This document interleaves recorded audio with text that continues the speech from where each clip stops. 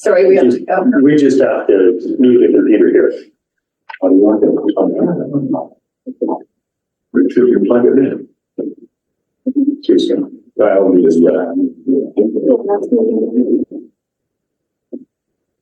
We got it? I don't know, out of the 100 meetings we've run remotely, I don't know if 2 of them have pulled off with 0 hitches.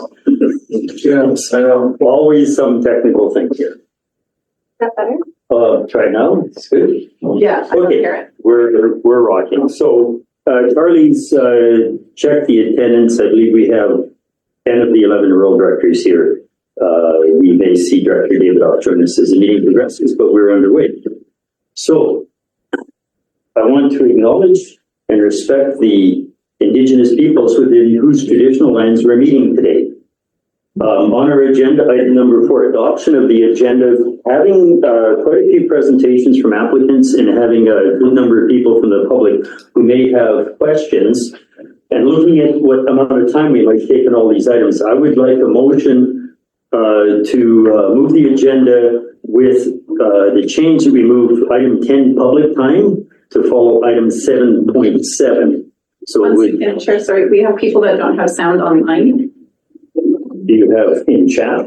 Yeah, Anna went from Covert. Anna, can you hear us? and just, Okay, let's do another check. Director Graham, can you hear us? Director Davidoff, are we coming through good on sound? Okay, Can you hear me, Chair? yes, you're loud and clear. Thank you. Individual sound problems, our committee members are good, we're going to proceed. Anna's good. So if we could have a motion to adopt the agenda with the change that we will move item 10, public time, to follow item 7.7. So moved, Vandenberg, Tierney, discussion, all in favor? $2 penalty for phone not being turned off. Is mine turned off? Okay, that's carried. Thank you. So we have received minutes. They went to the board. Was that the one? There was actually a correction on the minutes, I think, but they are good as they are now. Delegations. We have numerous delegations. I believe we've talked to everybody. We're just going to run through the business items as they appear on the agenda, 7.1 through 7.7. At the time we discuss an item, we'll ask the delegate to come provide any additional information, answer questions, and go back. So we're going to go in then to the building and planning items. We have the first item, 7.1, development variance permit. This is May. Chair, sorry to interrupt. I have a conflict of interest on this item, so I would like to be removed from the meeting for this item. Okay, and then we will, what would you prefer? That I can text. you when the item is completed? Okay, so we'll note that Director Graham has left the meeting. Okay, so this is development variance permit, Devin and Rhonda May in area A. We have the committee report, and Sadie prepared the report for us, and there's a recommendation to approve a variance on setbacks. Sadie, do you want to give us a really quick overview of this application? And we do not have a delegation for this one in the room, I believe. Or online. Okay, go ahead, Sadie. Quick Cole's notes. Yeah, so this is properties located along Kootenay Lake between Sanka and Kuskatuk. It's owned country residential and used primarily for residential purposes. An accretion was recently completed, which confirmed the location of the natural boundary and the rear property line. The applicants are requesting this variance in order to permit the construction of a single-story boathouse within the rear property line setback, so reducing it from 2.5 meters to 0.2 meters.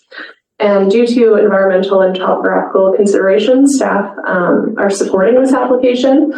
And also note that no opposition was received from any members of the public regarding this one. Thanks. Okay, thank you. So, questions for staff? Or this is in my electoral area. I look for one of my peers to move the recommendation if you still want to. Chair Watson moves. Do we have a second on the staff recommendation? Tierney, discussion on the recommendation. Questions for staff? Go ahead, Director Vandenberg. Yeah, so within the report, there's some comments, three three rather large comments for the Ministry of Water, Land and Resource Stewardship. So at what point do those comments get addressed on their behalf in this process so that the applicants are aware that those are real comments? Yeah, through the chair, once we send out these applications on referral. If there's something glaring, we'll often reach out to the applicants to let them know, hey, the ministry has had these concerns. It's not a requirement, but we do it to be proactive. In this application in particular, they've already been in a lot of discussions, so they already knew a lot of this information, and we're already in the process of addressing it before we reached out to them. Supplemental, yeah. It seems that the ministry is asking for information for things to happen before they have final comments on it. Is that correct?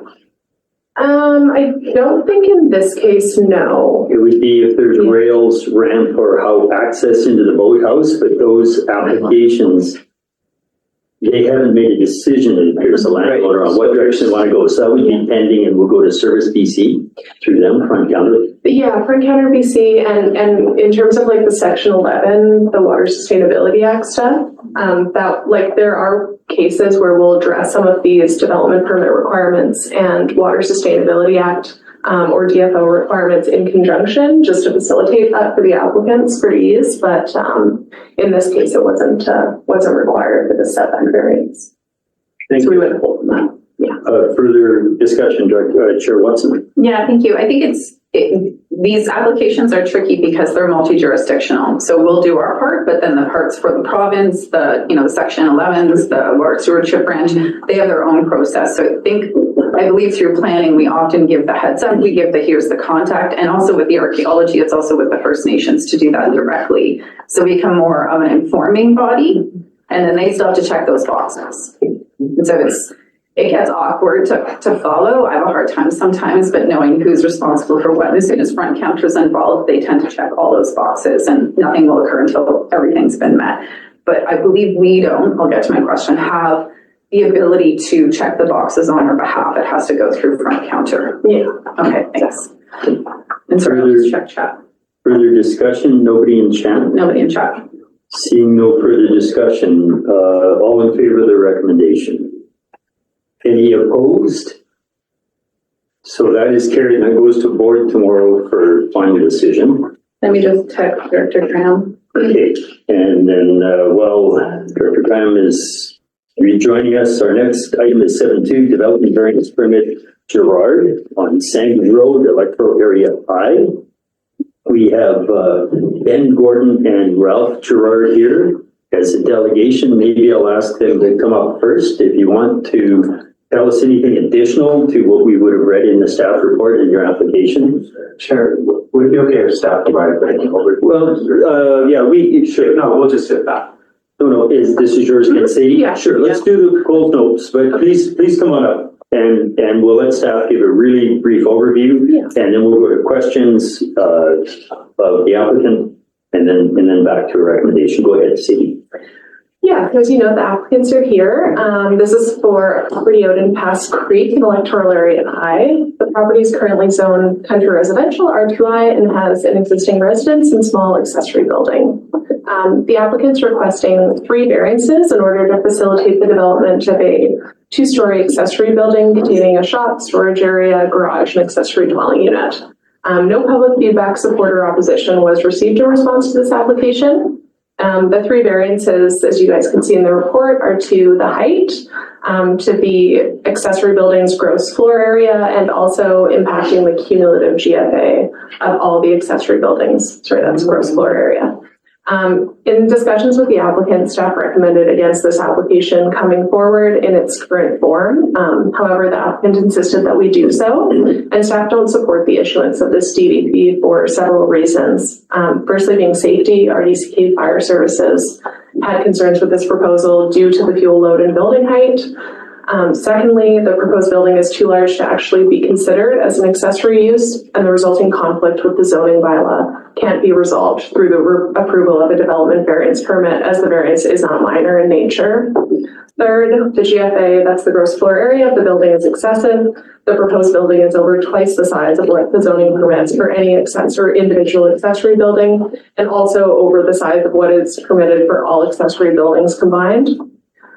Fourthly, the large roof structure and overhangs will result in the building's massing appearing to be significantly larger than is what is calculated in the GFA.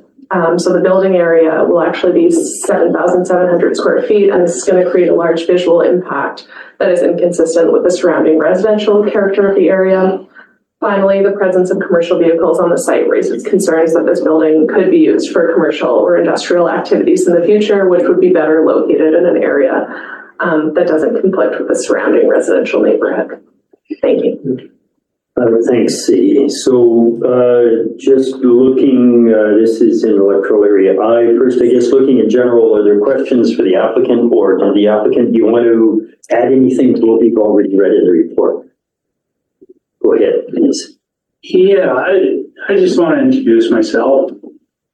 I retired. I grew up in Okanagan. I came out of high school, worked at Slocan Forest Products my entire life till I retired, and they shut the doors.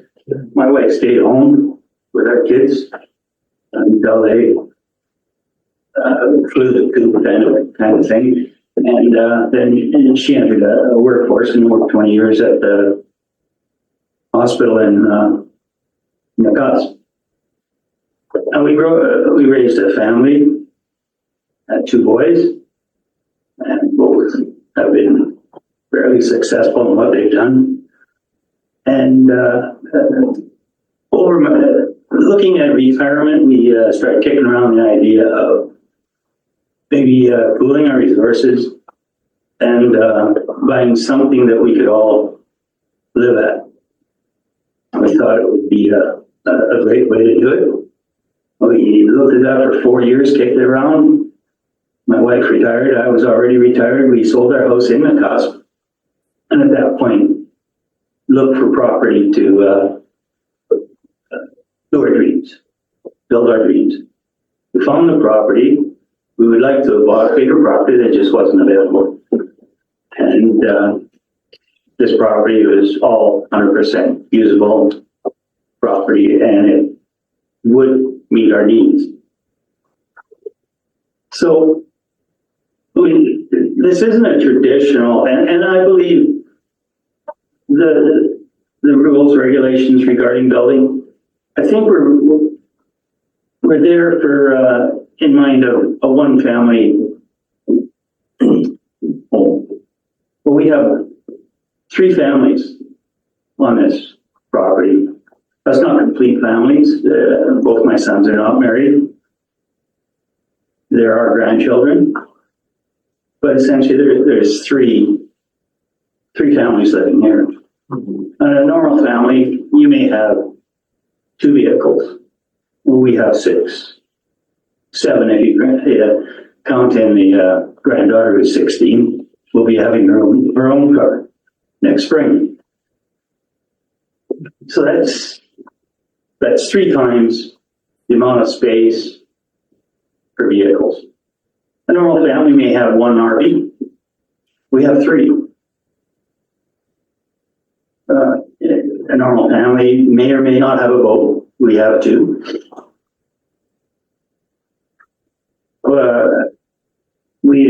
A normal family may have ATVs or CUs. We have 4 ATVs. All this and you know other things like a skid steer for hauling. You got snow blowers and everything else. So I'm just saying, we sat down and we figured out this is what we need to house and maintain. We like to do our own work, what we could. I mean, there's stuff that we can't do, but we'd like to be able to do a simple oil change and stuff like that. We'd like to store it. We've got a lot of money tied up and invested in all these, if you want to call them employees. And we'd like to take care of them. And I hear I keep getting thrown at me, well, it's double the size. Well, we're at least double, if not triple, what I think the rules were designed around. as a one-family dwelling. And I just want to impress upon you, the size is not for some other thing. This is just all the stuff we have. I'm retired. I do a lot of traveling within the country. I do a lot of ATVing. And I was just, it's my dream to have the boys be able to realize some of this stuff that I'm doing, maybe a little earlier than 65. And I think we're on that track. And that track involves this building. And it is large. It is no way going to interfere with anybody's sight. The trees cover it from the top side. We're the only ones that look directly at it. It's going to be a nice building. Everything from outside the yard is going in there. And the third and remaining outbuilding will be demolished when it's built. And that's all I got to say to you guys. Thanks. Well, thank you very much. That's good background information. I see Director Davidoff's hand is up. Do you have questions for the applicant, Director Davidoff? The floor is yours. Yes, Chair, I do. The applicant and actually Mr. Gordon and two of the Gerard family members who were living on this property attended our APHC meeting where we had a discussion about this application. The APHC wanted this to go to public hearing, which unfortunately it can't because it's a development variance permit application. So I guess I have some questions. So number one, the applicant or the co-applicant here has stated that there's nothing else happening on the property, and staff has mentioned that there's evidence of commercial activity. So question through the chair to the applicant. I understand that there is a company by the name of Gerard Trucking Company that's a logging truck company, and logging trucks have been noticed on this property. So basically, is the family involved in the logging truck business, and do the logging trucks come onto this property, and are they stored in this property overnight? Either Mr. Gerard or Gordon. Go ahead. No, the family as a whole is not involved in my son's business. It is used to park the logging trucks, and that's all. Dan has lived in 2 or 3 different spots in Castlegar and has been hounded from one end to the other about parking his trucks on public property, streets, parking lots, the like. All he wants to do is park his logging trucks and maybe do a grease job under roof. I watched that boy underneath there in the mud, in the snow. I mean, he's done it all in all kinds of weather. I mean, is that too much to ask that he may have a roof to do that? But mainly it's just parking, and that is all. The trucks currently reside in Cranbrook. The truck that you can see in the photo is unfortunately their Dan's deceased son. And it's basically a lawn ornament at this point. Other than that, Supplemental? Oh, sorry. Go ahead if you had more to add, and then we'll go back to Director Davidoff later. as far as the height variance, well, that depends on which inspector we get that day. And overall, I mean, yeah, it's a large building, but it's gonna look nicer than half the houses out there.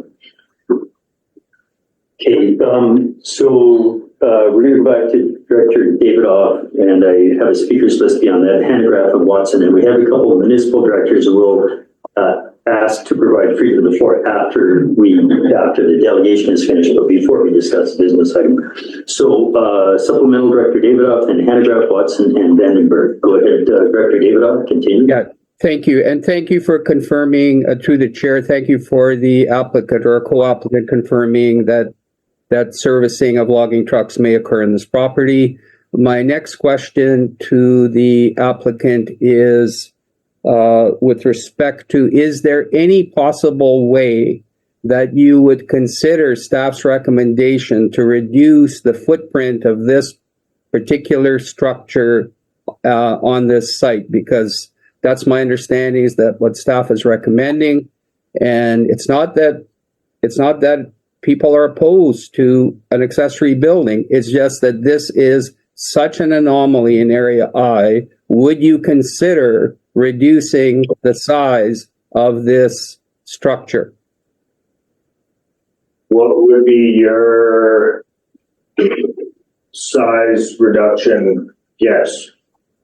I think that might be something that would just have to go back through staff, depending on what our outcome is. I don't know, Director Davidoff, I don't think it would be up to you, but would staff have an idea? Or Director Davidoff, if you have had a conversation around that, but Well, we're not going to resolve that here now, I don't believe. Director Chair. Davidoff, go ahead. Yeah, thank you, Chair. What is in the report is on pages 11 and 12 are the other applications that have been approved in Area I, and I would counsel the applicant to look at those, and you could see kind of the variances. We have allowed variances. The board has allowed variances. We have supported variances in Area I.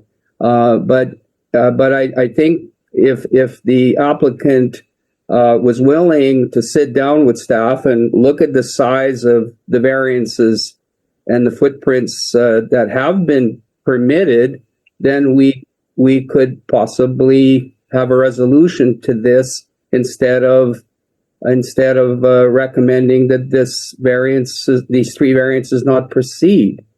So, and with the concern of the fire services, which we haven't seen before in any variance application in Area I ever, this is a real issue for us.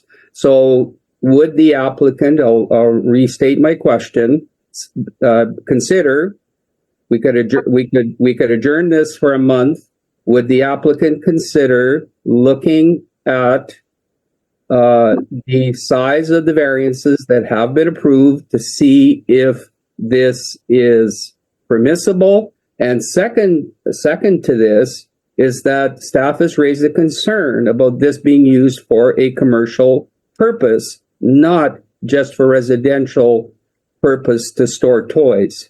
So basically, is that something that the applicant would consider doing? Meeting with staff, we refer this for a month to the next RAC meeting and basically sit down, look at the variances that have been approved to see if this is workable for the applicant. So that's my question.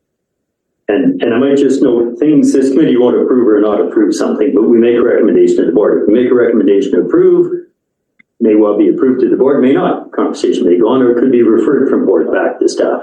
If we make a recommendation not approve, same path could be followed, or this committee right now could recommend refer it for these kind of questions to be discussed at length. So to the best of your ability, I'd like you to answer Director Davidoff's question, but we will get into that deeper once we finish this. We can definitely sit down with Sadie. Hopefully she's maybe got time this afternoon while I'm in town.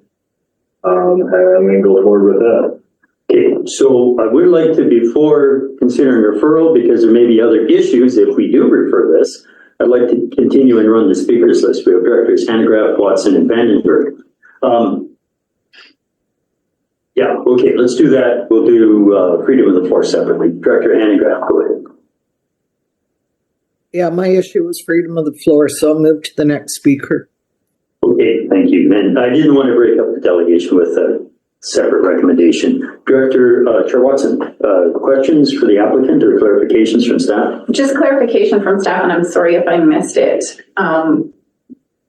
I should know this, so I feel like you should fine me for asking, because it's probably in the report, but is there zoning in place that would prohibit the commercial use of trucks? And that would be a separate issue regardless, or is that something that we're just raising because neighbors have raised it and there is no provisions around it?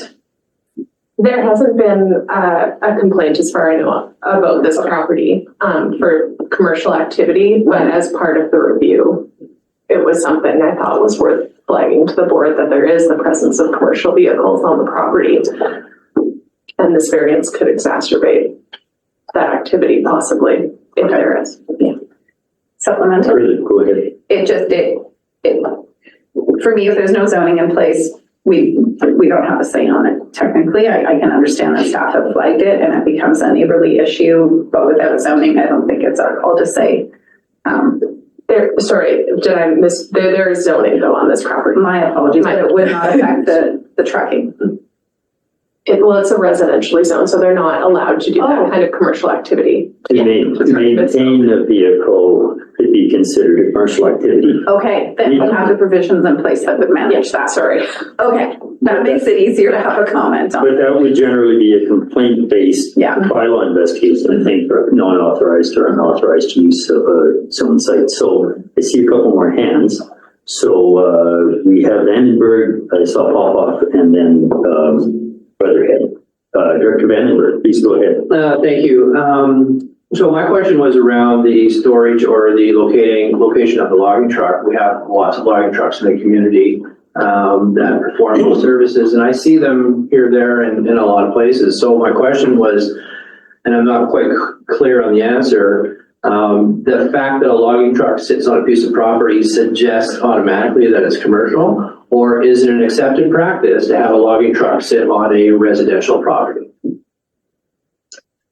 Well, Nelson, I just want to either or say. we deal with the delegation and Yeah, we to the zoning. Yeah, we are going a little sideways, Forward question. but go ahead. I think it's a quick answer. My answer, if it was, it's common to see logging trucks on farms. Just wanted to clarify. But I don't know if staff had any other easy response to that. Yeah, I mean, I don't know the entire context of the RDCK as to whether or not people store vehicles on the property. I think it's an issue that gets addressed as we have complaints about that sort of thing. So that would be more of a bylaw enforcement issue. So That might help. I would just point out that certainly the primary activity is residential. Yes. We do allow under the home-based business provisions a certain amount of activity, but it is regulated. And that would be the constraint placed on the intensity of those commercial activities. And that again would be complaint-based and investigated separately. Further, Director Vandenberg. No, just that clarity. Okay, point. We'll go to Popoff and Weatherhead. Please go ahead, Director Popoff. Yeah, and thank you, Chair. Just to follow up on a question by Director Vandenberg is, and I believe you mentioned that the truck was going to be left there overnight, not necessarily stored, but in the logging industry, and is going to be serviced.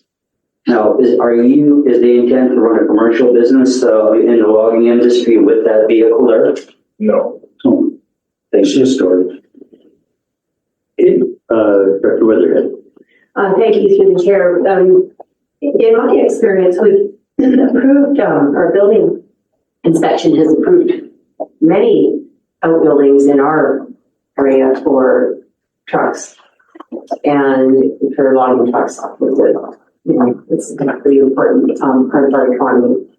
And when we don't have other alternatives to place logging trucks, I'm having a hard time understanding why the placement of a logging truck, if the neighbors are not having a complaint, then what does this actually flag? Like, what is the real issue of this? And it's not part of the zoning, I get that, but what are people to do when we have approved plenty of logging truck garages? So point taken. As I said, I think it's common. Logging trucks can't be parking down the street, so you find them in rural property, farms or whatever. Mm-hmm. So that's what I have for the speakers list for questions and clarifications. Thanks very much for providing your additional information, answering questions. If you have another comment, go ahead. Yeah, it's just, it seems like the logging truck issue just seems to be the big hang up here, or that's what everybody's talking about. We're close to our neighbors. And 3 of our immediate neighbors,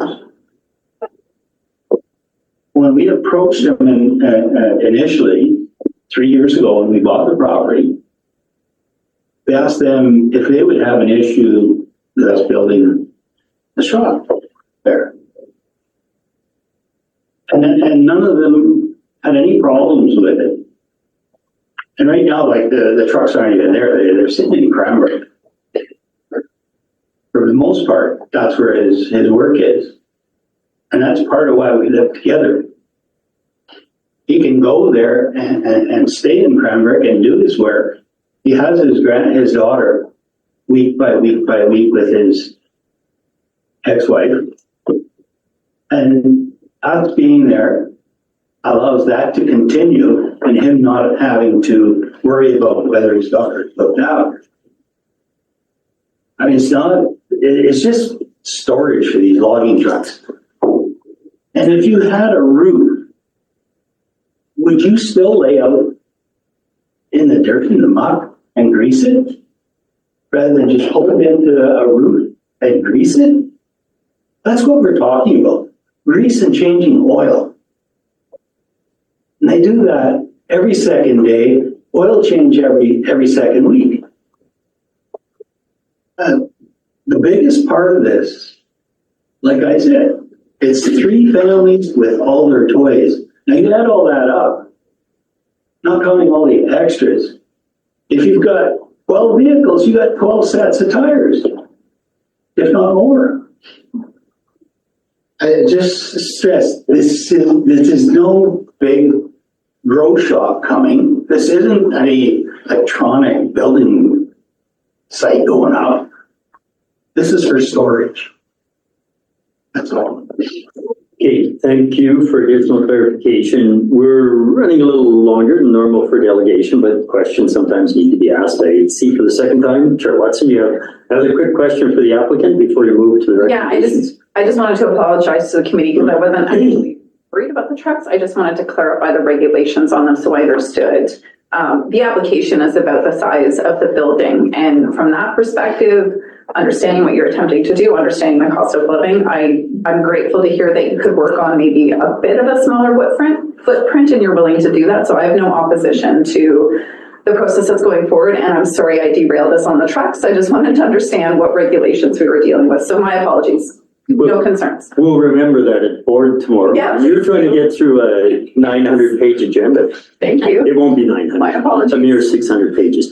Thank you very much for being here, for your input. If you wouldn't mind stepping back, we'll get to the recommendation phase. Sorry, Director. No, it's fine. For the recommendation phase so that we can start discussing. Yeah, I have a recommendation to make, Chair. Well, I'd like to hold on recommendations. You have no more questions for the applicant. I don't have no questions for the. Okay, so please hold on, and we'll let the applicant step back. For staff. So we can still let the applicant step back. Okay, thank you. Okay. My question. So question for staff, if we can just hold off on that, I'd like a motion to provide freedom of floor for Director Main. And is Director Lockwood Yeah, she was in the. in the building or in the meeting or not? Is she standing across the hall? So motion of freedom of the floor for Directors Main and Lockwood, please. She is there. Moved and seconded, no discussion. All in favor? Thank you. I did want to do that before we get into a recommendation, in case our peers want to comment on the recommendation. I think it's a courtesy, so. And Director Hewitt. And Director Hewitt. We didn't want to interrupt. So I motion to provide freedom of floor for Director Hewitt. First, second, all in favor. So welcome our 3 municipal directors. Again, didn't want to interrupt you, Director Cunningham. I recognize you have questions. I just wanted them to be able to ask the question because sometimes what we do here impacts our neighbors. Please, Director Cunningham, question for staff and Laura. I was thinking, I agree, because sometimes I mean, it's municipal, only two come up with very good questions and very good answers. Okay, my question to you, here to staff is, I don't see where a variance would be permissible because it's beyond any kind of expectancy for variances. What about rezoning? And that was my next question. Yeah, See, through the chair, I think, and in previous discussions, a rezoning would be more appropriate to address, even a sort of limited commercial aspect on the property. It would also give the public an opportunity, through the public hearing process to maybe more closely look at the proposal. I think it more accurately would reflect the proposal because a building of this size it's a big stretch to consider that this is minor. And that can be addressed through the variance process. okay, thank you very much. Director Davidoff, this is in your area. I see your hand up. It's preferred if you could use chat, which I see you did later, but please go ahead, Director Davidoff. Yes, thank you, Chair. So, a good discussion. And basically, I appreciate the applicant willingness to sit down with staff to discuss this further. So I make a motion to refer this matter to November RAC. Do I have a second on a referral motion? Seconded, I see. So without a lot of debate on, I believe staff have quite a lot of direction from this conversation, but anything else on the propriety of referral? If not, don't see anything. All in favor of referral? Thank you very much. So that's referral to next month's RAC, 1 month to roll. So what will happen is this won't go to the board tomorrow for discussion. It will go back to staff and the applicants, and it'll appear at this committee in actually a little less than 1 month time. Our November rural meeting is the second Wednesday of November. So will return to us in about 3 weeks. Director Newell. I wonder if it'd be appropriate to clarify a couple of issues prior to hearing it next month.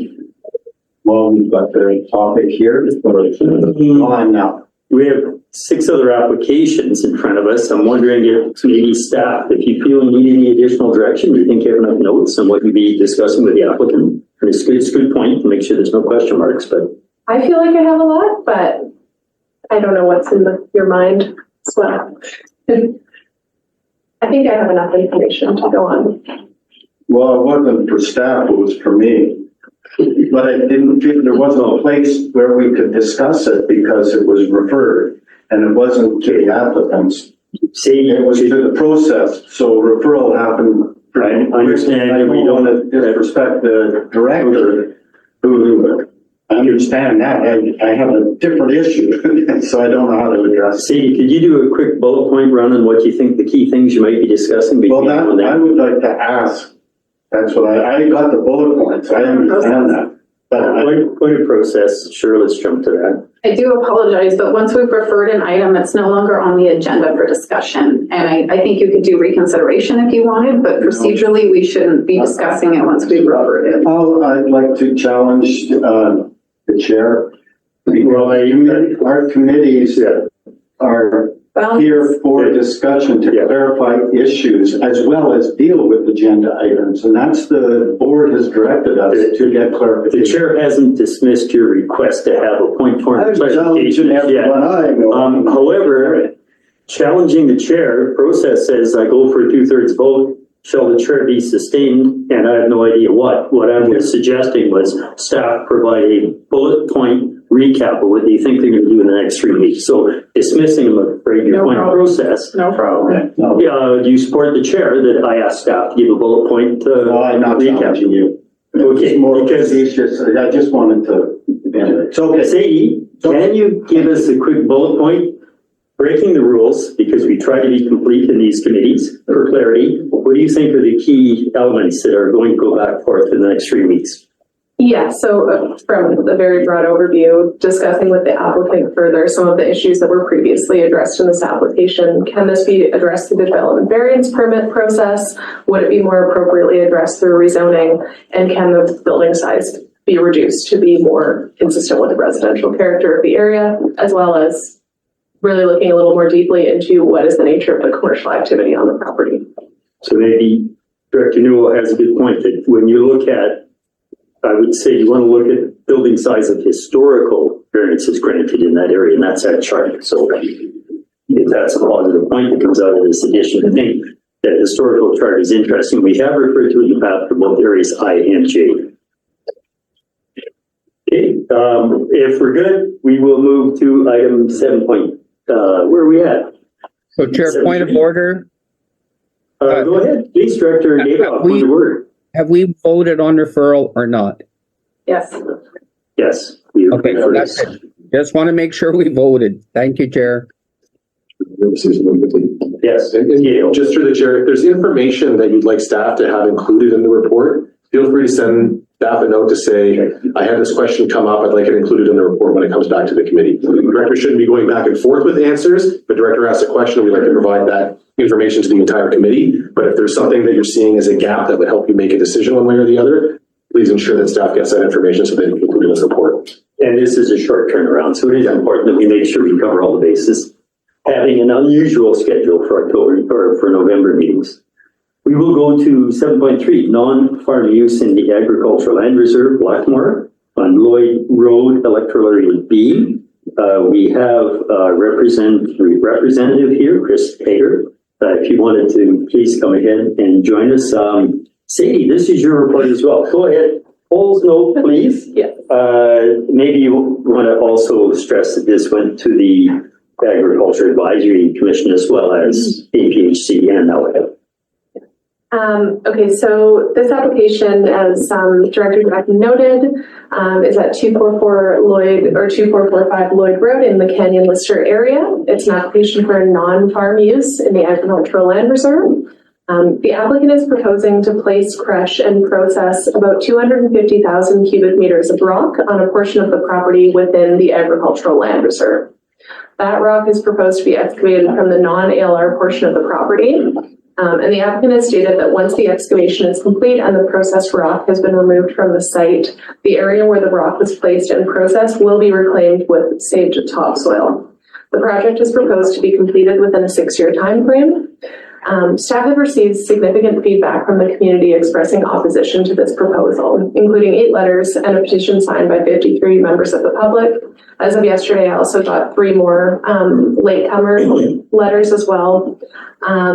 In addition, 55 members of the public attended the Creston Valley Agricultural Advisory Commission meeting where this application was considered, and many expressed concerns about the proposal.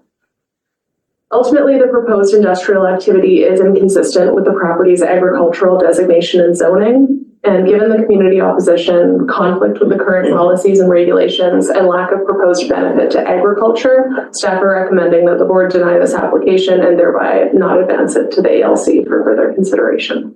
Thank you. Thanks, Sadie. Maybe I'll start noting the speakers list here, but we'll let the applicant or the representative of the applicant, Mr. Hager, if you wanted to add information that you think would be, use in addition to what we have in the staff report, or answer questions.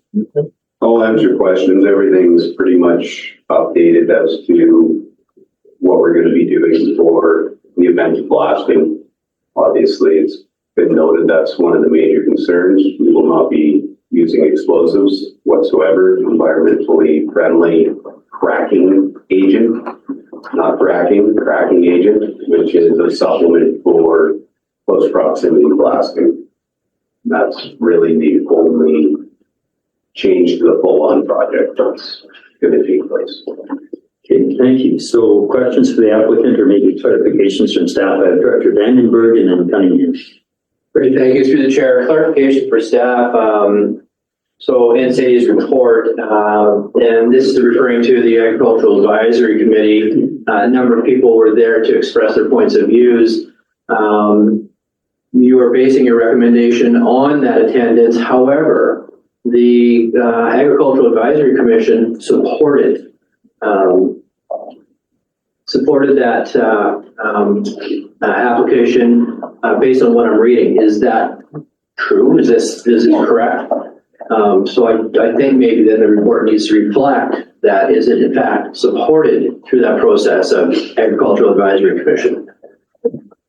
Sadie, go ahead. Yeah, through the chair, did highlight that more as a public opposition piece, but yes, the Agricultural Advisory Commission did support this application. Thank you. Director Cunningham. Okay, two questions. Is the area zoned? Did I miss It it? is. My reading? Okay, thank you. And it's a no question. And of course, the BLR. And my second question is, if, it says, staff not to advance the subject application, does that mean it's flushed, or can they still apply to the, commission director? LC, go ahead. Yeah, through the chair, because this is a zoned area and it's an application regarding use, if it's denied at the board here, it will not proceed to the ALC for further consideration as it would if it were in an unzoned area. Any other questions for the applicant or the applicant's representative? Go ahead, Chair Watson. I don't see anyone in chat. Go ahead. Thank you. Through the applicant, I'm just curious that I won't call it fun, but the trick we have to play is that when you have a community plan in place with zoning, that means the public has been really clear about what the general use of land should be. So that's what you're up against, is the public's been really clear about that. So noting the amount of opposition that is there, what would be your proposal to address their concerns, or how do you work with that your neighbors are not in favor of this?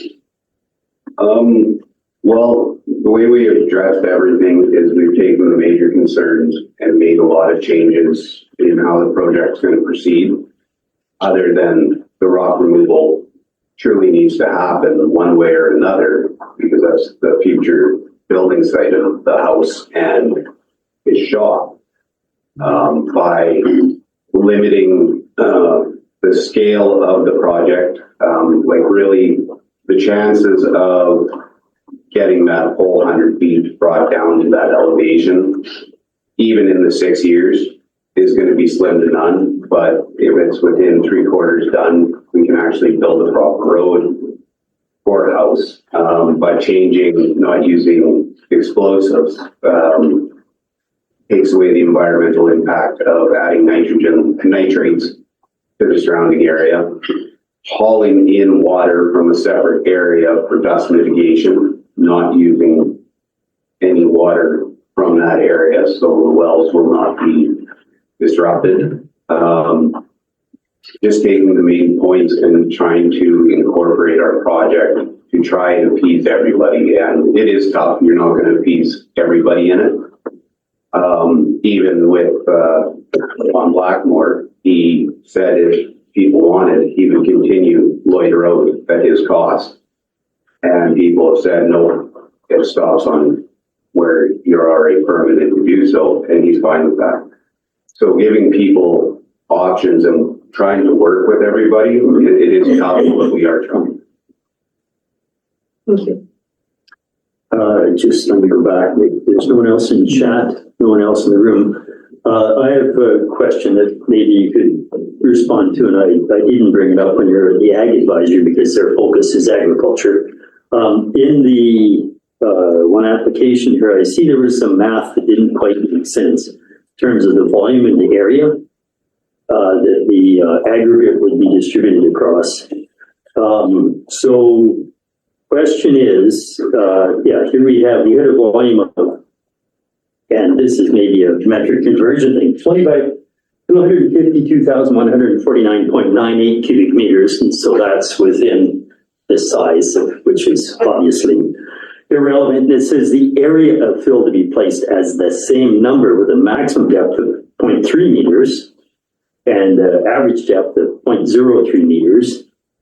The math doesn't work. And what was on my mind since that meeting where I thought it was inappropriate to bring it up, what is the correct estimated volume to come out? And is that the volume that's going to be required for the driveway that you spoke of in site preparation, or is that in excess of the required on-site volume to be sold to offset cost of the development of this residential site? Yes, so it's 22,000 cubic meters of aggregates will be used to build the road. Everything in excess will be, well, try to be sold to fund all of it. On the ALR application to the processing pad itself, it doesn't really allow options for us because there's not going to be 252,000 cubic meters of rock go right there and sit there. Like it's going to be at most at one time for the footprint. I would say maximum is going to sit at one time is maybe 3,000 tons. So 8,000 cubes roughly. Okay, so from what you just said, if there's a volume to be broken and processed of 252,000 cubic meters, of which 22,000 cubic meters are needed for the road, it means that there's 230,000 cubic meters of excessive material. So that is more than 11 times the amount of material needed for the road. Yes. Will be processed and sent off-site, which to me is a commercial operation on the non-farm portion of farmland in a residential occupancy. That's my difficulty. I see no other questions except Director Cunningham for the second time. Please go ahead. For the second time. Was it spoken about the hours of operation of crushing and all those kinds of things? Because mostly in areas like the other rock crushing, the big thing about is the noise and the interference of lifestyle. And was that spoken about at those meetings? And what did you? We came up with Monday to Friday, 9 to 5. That was one of the concerns that was not brought to my attention in the project. The likelihood like this is going to be a true Monday to Friday operation is very unlikely. Like there'll be an excavator and a rock truck digging and hauling. I would imagine crushing would take place probably a week a month, or sorry, a few days a month. And the crusher's not going to be there daily as their high cost rent. They'll be, as John wants to try and do it, is probably crush a few days a month throughout the year. So it's not going to be a daily occurrence where you're going to hear a crusher going. It'll be a few days out of the month. Supplemental? Yeah, yes, thank you. Actually, I think it works best if there is some kind of timetable, so you know that every second Friday, for example, between the hours of noon and 3 in the afternoon will be the crushing time, so that the public will know that when the noise is happening, what kinds of things they could expect. However, yeah, I thank you for the information. Okay, Director Kennedy, I will make a note, and Chair Watson has dealt with it. There is an extensive question in chat. None of you are obliged to read it. You can go to public time. So there's a member of the public asking questions in chat. And just as a reminder of everybody who may be interested in any of these business items, for better or worse, your time to ask questions will be after item 7.7. Director Tierney, questions for the applicant before we ask him to step back? No, Chair, I was going to move the motion. Which we won't do until we're complete. Questions, clarifications? Thanks very much for being here and answering your questions. And so we'll now move to the business section. Director Tierney, the floor is yours. Yeah, thank you, Chair. Yes, I'd like to move the motion, staff recommendation, and speak to it. Okay, so that's move to not approve. Do we have a second for the recommendation? I see a second. Go ahead, Director Tierney. Yes, thank you, Chair. Yeah, this is, being a new director, I was kind of caught off guard by the whole public reaction to this. And so was the Ag Commission at a public meeting that was held back in the summer. And the Ag group, they were basically answering the question or considering the question of the storage of the processed crushed material on ag land. There wasn't any other considerations being considered. And they, so that's what they registered there, had no opposition to the storage of crush on ag land. But since then, yeah, I've received steady stream of inquiries, concerns, and I think you know, the staff have stated it correctly here that given the community opposition, and conflicts with the current policies and regulations, lack of proposed benefits to agriculture. That's what's guiding their recommendation. And, you know, it seems to me from hearing what the public is saying to me is that, you know, if the project were specifically to crush rock to work on the road, you know, 2-3 months type of thing, it would not be as much opposition. But the idea of 3 to 6 years, and the impacts on the community, wildlife, and other concerns, that, you know, it's the commercial aspect, I believe, that is being a real hard for the community, the neighborhood to accept. So that's why I'll move the motion for staff to not approve. Okay, thank you. Further discussion on the recommendation. Chair Weissman. And Vandenberg. And Vandenberg, okay, thanks. Just to state, similar to what I stated to the applicant, and that when coming from an area that doesn't have a lot of planning in place, when the public has gotten together and determined a lot of effort into best use of land, and you also have agriculture involved, and then you get such a level of opposition, as an elected official, the ability to move forward on something that has really clearly been said by the community what is desired and it's been put into regulation. I agree with your motion, Director Tierney, and I support it. It's difficult. I just wanted to acknowledge that. And that tends to be the hard job we have as elected officials, is to recognize a personal property's interest and what they might need to do versus the community interest and the work that's been put into zoning and official community plan and what regulations, land use regulations are meant to do. So difficult decision. I support the motion. Director Vandenberg. Thank you through the chair. This one is, I'm actually having a hard time to support. I have a lot of respect for the area and a lot of respect for Director Tierney. But due process, I mean, that's what this was all about, was public engagement, having due process. People came in, they had the opportunity to voice their concerns. The agricultural group listened to that, and then they made a decision to support.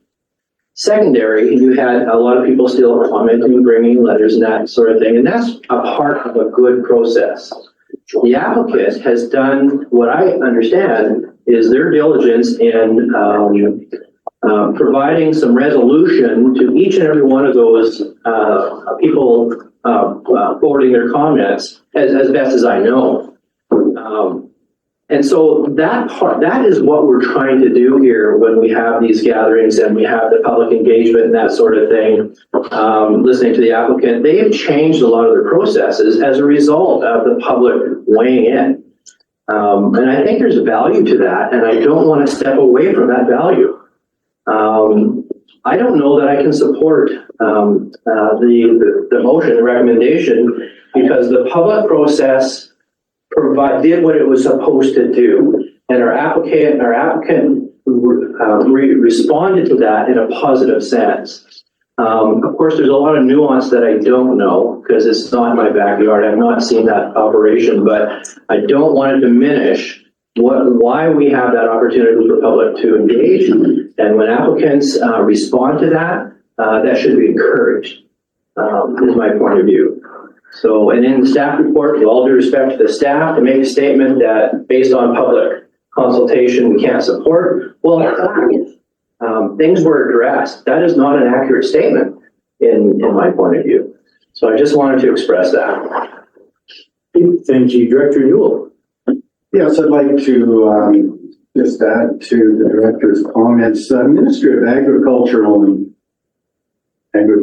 and Food, you know, I don't understand, like their final comment is it's unlikely to benefit agriculture, but it doesn't say it's likely to harm. So I don't see how this hurts agriculture in the first place.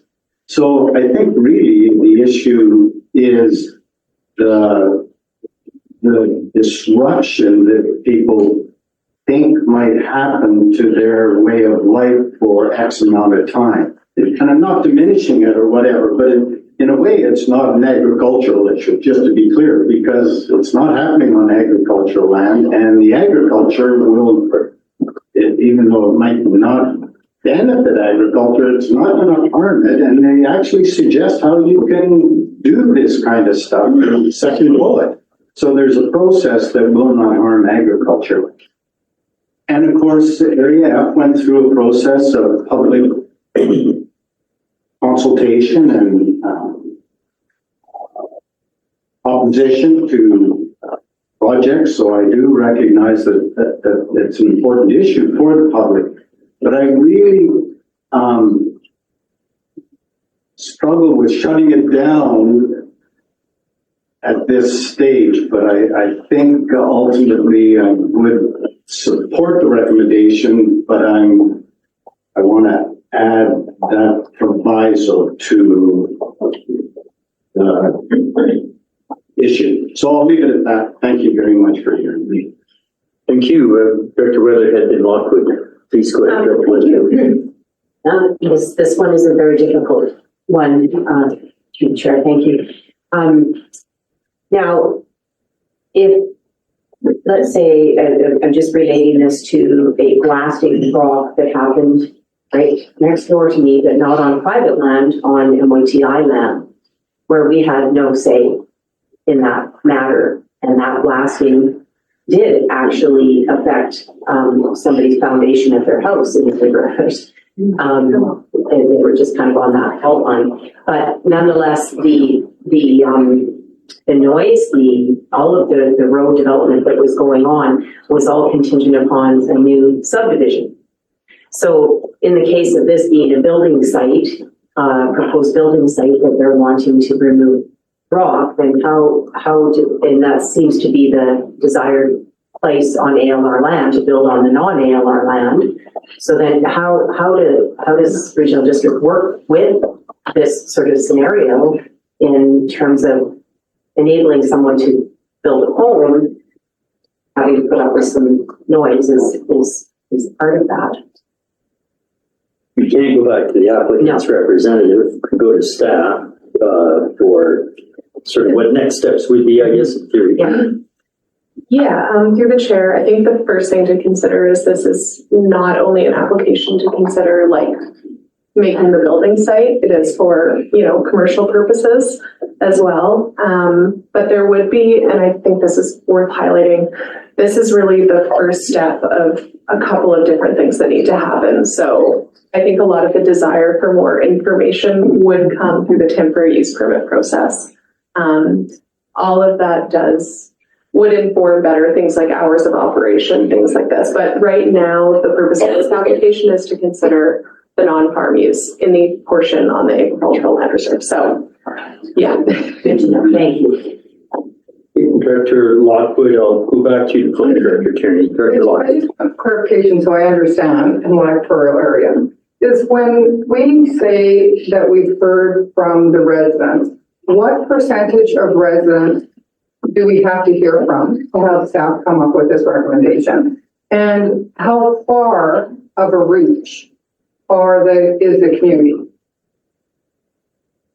We have the notification distance, I guess that's one. Yeah, so through the chair, there's actually not a public notification through like a mail out required for an ALR application like this. And I think that was definitely expressed in some of the frustration from the public, not necessarily understanding how that process works. And I've sent out our ALR procedure to lots of folks. A lot of the public notification would come through that next step when you do the temporary use permit application. Yeah, so essentially, made an effort to kind of put this on the website so that people could access it, but our procedure doesn't have a big public notification aspect like other applications would. So there's the second question, and that was, what was the percentage of public do we need to hear from before staff goes with that recommendation? Yeah, and through the chair, there's different aspects that come into making a recommendation. What the public thinks is one portion, whether or not there's a benefit to agriculture on an agricultural parcel, that's another. This, compared to other applications that I've seen, was overwhelming. We had so much feedback, you know, even yesterday, still getting emails coming in, opposing this. In terms of just my own experience as a planner and seeing, oh, you know, how much feedback are we getting? This one was a lot. So I can't say as a percentage of residents of electoral area B, but there was certainly a lot of interest from the public. Thank you. I have Director Popoff. I might ask a question in here, but Director Popoff, go ahead and attorney.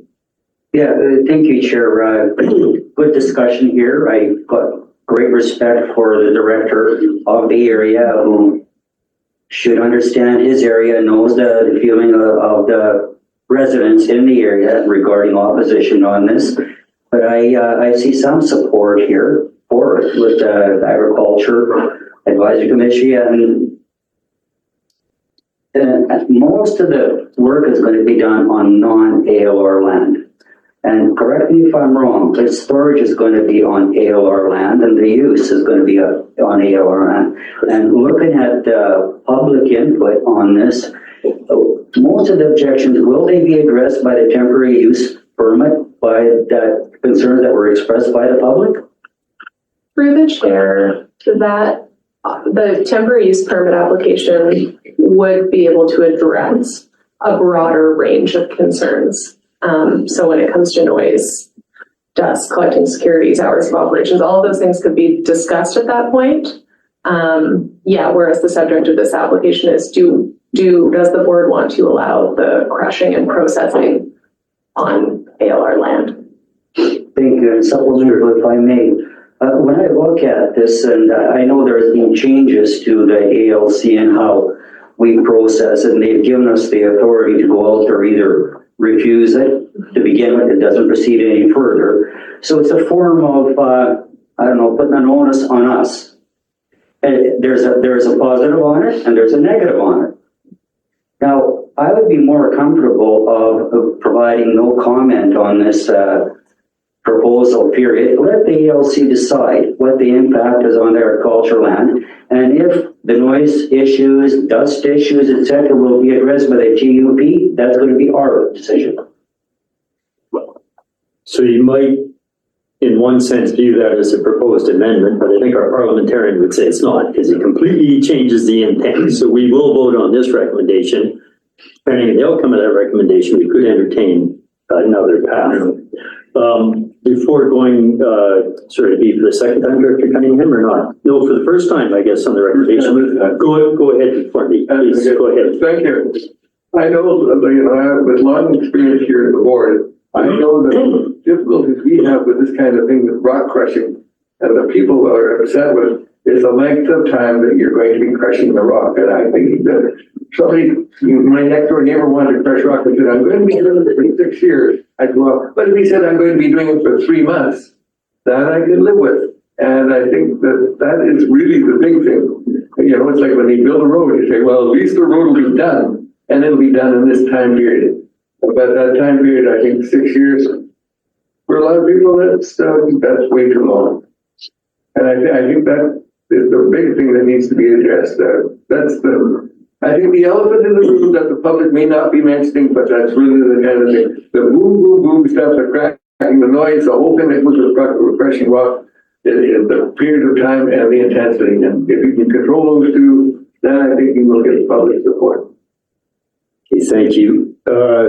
I'll insert myself on the speakers list here and to say, if a recommendation of not approve stays where it is there any time constraint where an applicant can revamp their application, come back with something entirely new? I know, like saying a failed referendum, we had one recently, there's like 6 months, you don't come back and talk to the people again. Is there any time restriction, where somebody could reapply with a new application? Or is that something we're not that experienced with?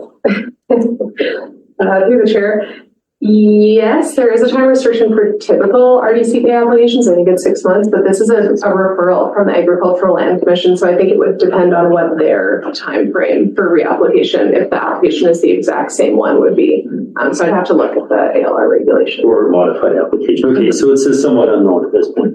I didn't see any other speakers right now. Director Tierney, if you wanted to comment, close, we'll go vote. Thank you, Chair. Yeah, and it's partially been answered, my question, but I was wanting, Sadie, to just elaborate a bit more on the temporary use permit process. Most of the people in the room here today are here to hear this issue, and good for them to understand what that next step would be. There are a number of concerns, not just the ones that I mentioned, and I think, Hans has touched on it a bit there with 6 years, and all that goes along with selling crush on a commercial basis. Who knows how many trucks that represents, but it's been suggested there's a couple hundred truckloads coming out of that area down the road, and all the crushing that supports that. I think it's more the industrial aspect of this that's really concerning to people for a long time. There are other issues that have been pointed out right next door to the property, including probably on the property. There's a large herd of elk, a couple hundred head of elk that are really being squeezed in that area as far as their what they can use for grazing, access to the forest for cover, etc. And these couple hundred elk are right on the property next door and the property adjacent to that. You can see them walking this time of year. And what is the effect going to be of a crusher going, constantly? Would that question be addressed through an application or a temporary use application, and what would the impact be to the adjacent wildlife, etc.? And two, I want to point out that the ag group, they were caught off guard, as I was, the public reaction to this, the meeting that they had. They're not used to seeing that many people, and it was difficult for them. And I got to remind you that, they weren't considering all the implications. They weren't answering questions from the public, and there were many in that meeting. They were simply looking at the question of, can we put a pile of rock on ag land and make sure it's cleaned up at the end of that 6-year period? And they were very strong in their request for a sizable bond to be put on them, because they've seen a lot of these situations where the people walk away from that deposit. But anyways, I just wanted to point that out. Thank you, Chair. Thanks. I don't know, Sadie, if you needed to add anything to that or not necessarily. Next steps would be a totally separate application. So. Yeah, through the chair, I can just sort of add that, yes, there's more extensive concerns that can be addressed through part of that application, and really thinking about this one, it's, are you considering establishing a temporary industrial use on ag land? Is that appropriate? It's kind of the core here. Okay, so I don't see any other questions or anyone in chat. So the motion on the floor is to not approve this application as it stands. So calling for the vote, all in agreement with the recommendation of the board to not approve. All in favor of that. I see 1, 2 hands online. 3, 4, 5, 6, 7, 8. Opposed to the recommendation on the floor. 1, 2, And I can't see Director David off, but, so that motion is carried. This will go recorded on the minutes as not approved as it stands now. Thank you again for being here, giving the presentation.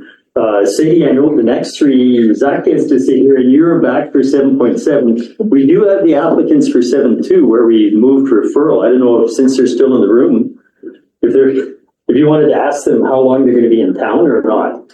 I was able to chat with them. Oh, okay, I already did that, sure. Okay, thanks very much. Okay, moving along, all of these are, I have to note to the public, these are all heavily impactful to landowners, so they seem to take time and go back and forth. That's the way it's got to be. Impactful to landowners and communities. So again, I also appreciate anyone who's here who have listened to a specific item, you're welcome to stay for the entire meeting. And all of these items are taken report tomorrow, but they do take time to go through. We have, next item is 7.4, Land Use Bylaw Amendment, Renaissance Arts and Sustainability Society. This is. Sure, can we recommend that? Oh, yeah, if there's a conversation, could you please take it to the hallway?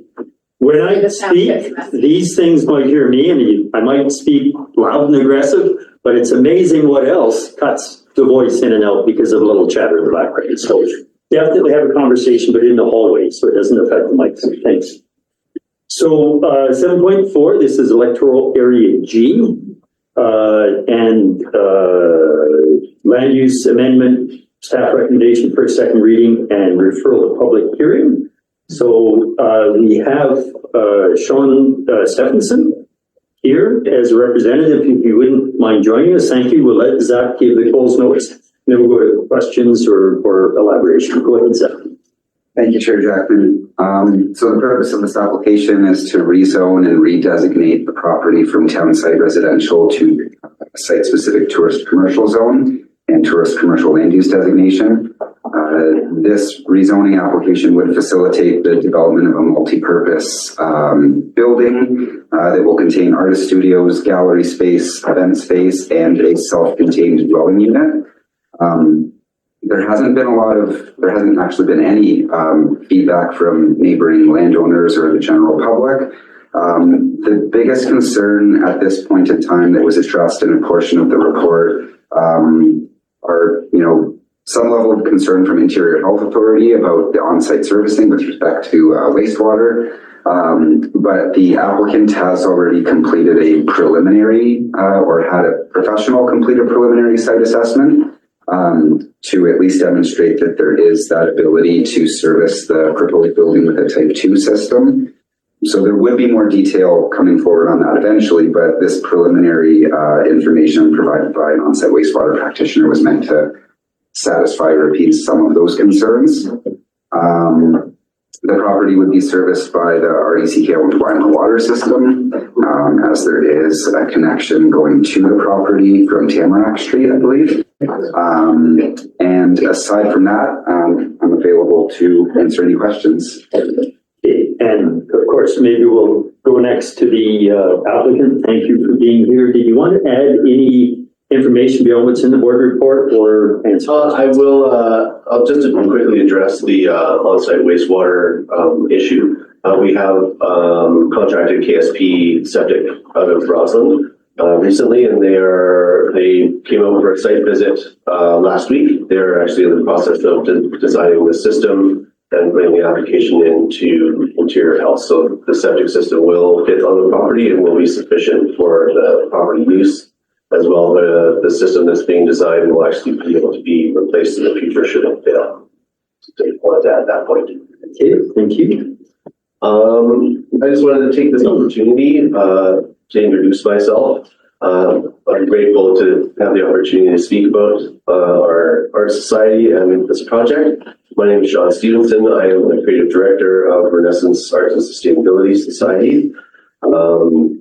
Renaissance is a small arts nonprofit that's been providing community arts programming in Weimar for a decade now. We've been providing programming for 14 years. Community programming initiatives that we have produced in Weimar have been many youth songwriting workshops, youth filmmaking workshops, professional development for artists, visual workshops, technical and photography mentorship programs, And we've also, in our arm of our society, provide social change through community inclusion initiatives and equity workshops. And although many of you might not know, we also produce the Tiny Arts Festival in BC, which is an annual arts and music festival now in its 13th year. A little background too on what we bring to the community in the region. In 2019, we had a socio-economic study done in partnership with Royal Roads University and Creative BC, which established the Tiny Lakes brings in over $700,000 to the community and region during the shoulder season. Our festival takes place in June of every year, and we've been running the festival successfully for 13 years. We survived through COVID. Every year we support 150 emerging artists over 6 stages in Weimar, in which we utilize and rent public facilities such as our park and community hall, Weimar Schoolhouse, and several other buildings in town. And I think, the success of this festival, where we take over the whole town once per year, really demonstrates the strength of our relationships that we've built in our tiny community of 240 people. And we always make sure to leave the town better than when we found it. We realized that during COVID that focusing on one event for our society was very risky, as well as the effects of climate change on rural arts events, and that our other arts programming was in high demand. 2 years ago, we leased a commercial space in Weimar to pilot a project to investigate the feasibility of developing a permanent arts center in Weimar. The demand has been overwhelming. There's very limited affordable studio spaces in the region for artists, and especially for folks from Weimar, as the commute to Nelson can be burdensome, as well as the cost of renting studio space. We've had a full-time anchor tenant there for the past 2 years and 3 rotating art studios, which have been full. It has also been a hub for community workshops and learning. And through this pilot project, we determined that there is a sustained need for a dedicated art space in Weimar. And after searching in Weimar for a suitable property and finding this one, we received funding through the BC Arts Council to purchase the property and move forward with permitting and design of this project. And we've now been invited to apply again for the next phase of this project through their Arts Infrastructure Program, should this application be successful. This property is well suited for the project. It's located on the main road in Weimar. It's not bordered by any residential property and has been unused for many decades. It's one of the only vacant lots in Weimar. And we believe that providing the community with a place for creativity, learning, and skill sharing will benefit Weimar and the region in the long term. We are looking at the long term for this project and having it become part of the fabric of the community and remain in the community as an art center in perpetuity. And now I'm here and available for any questions that you might have. Director Cuddy here. Yes. But this is the old hospital. Those of you who may know, this is the old Weimar Hospital property at the north end of town, the triangle there. I think it's ideally suited for this. If the second question was interesting because I would call originally part of that property was on the post on the far side of the highway, correct? And because when the highway was put through in 1928, they cut through part of the hospital property at the far corner, so it's a triangle-shaped piece of property. As far as the activities, I think the whole town is, the whole town supports the activities with regard to Tiny Lakes. Almost everybody in town works that weekend, to help out. It's always in June, which is the wettest, most miserable month of the year. And Tiny Lakes, because of the way we just structured, not only exists, it thrives. And the organization has done a wonderful job of making sure that everybody is, is satisfied, not only satisfied, but pleased. I, quite frankly, I fully, wholeheartedly support the application. It is a minor rezoning, in fact, because the hospital section is at the end of Front Street, the First Avenue of Weimar, which is mainly, that is a commercial section. So having a commercial property at the end of it, it's like an anchor place at a mall. Okay, you could be our Walmart, our Walmart section of the Weimar. And if our Walmart section isn't our studio, I think we're really setting off now. Thank you. So I just want to reconfirm, just checking on chat process issue here. So Director Davidoff dropped and he's back. No, I just was checking if he was there because his camera's off and he wasn't. Okay, sorry, I'm just worried if we lose connectivity with the committee Yeah, I member, will let you know if we we do that. reestablish. Okay, it looks like we're fine. But we do have Municipal Director DeBoon joining us, so after this, if you want a motion for freedom of the floor, we're in this one. Yeah, we'll do that between the delegation and. If I may, Chair, Go ahead. I just wanted to mention too, I'm not sure if Anna Wynn from Cover Architecture is online with us as well. Yes. But she's also here and available to answer some questions that I might not be able to answer. We've been partnering with Cover Architecture for this proposal, as well as furthering with the building design with this fantastic group of people.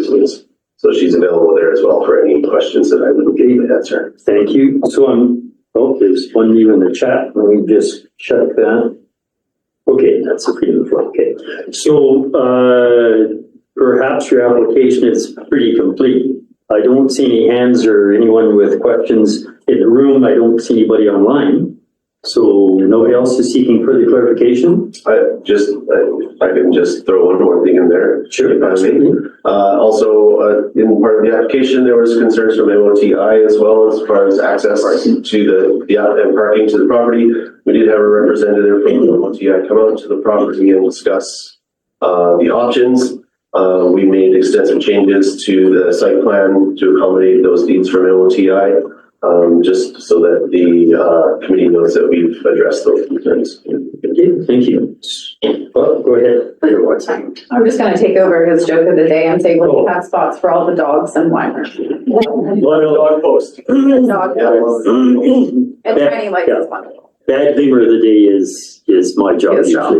Thanks very much, Mr. Stevenson, for coming here. If you wouldn't mind sitting back to the gallery, we will go and deal with the business. However, we have a presentation from a consultant later that involves some of the municipal directors. So that's partly why we have so many municipal directors. So seeing a note that Director DeBoon has joined us from town of Creston, do we have a motion for freedom of the floor for Director DeBoon? Moved and seconded. Any objections? All in favor? So thank you. Welcome, Director DeBoon. Later, town also has some staff and maybe I'll check now. Is it appropriate freedom of the floor for their planning staff or let the director speak on behalf of the town?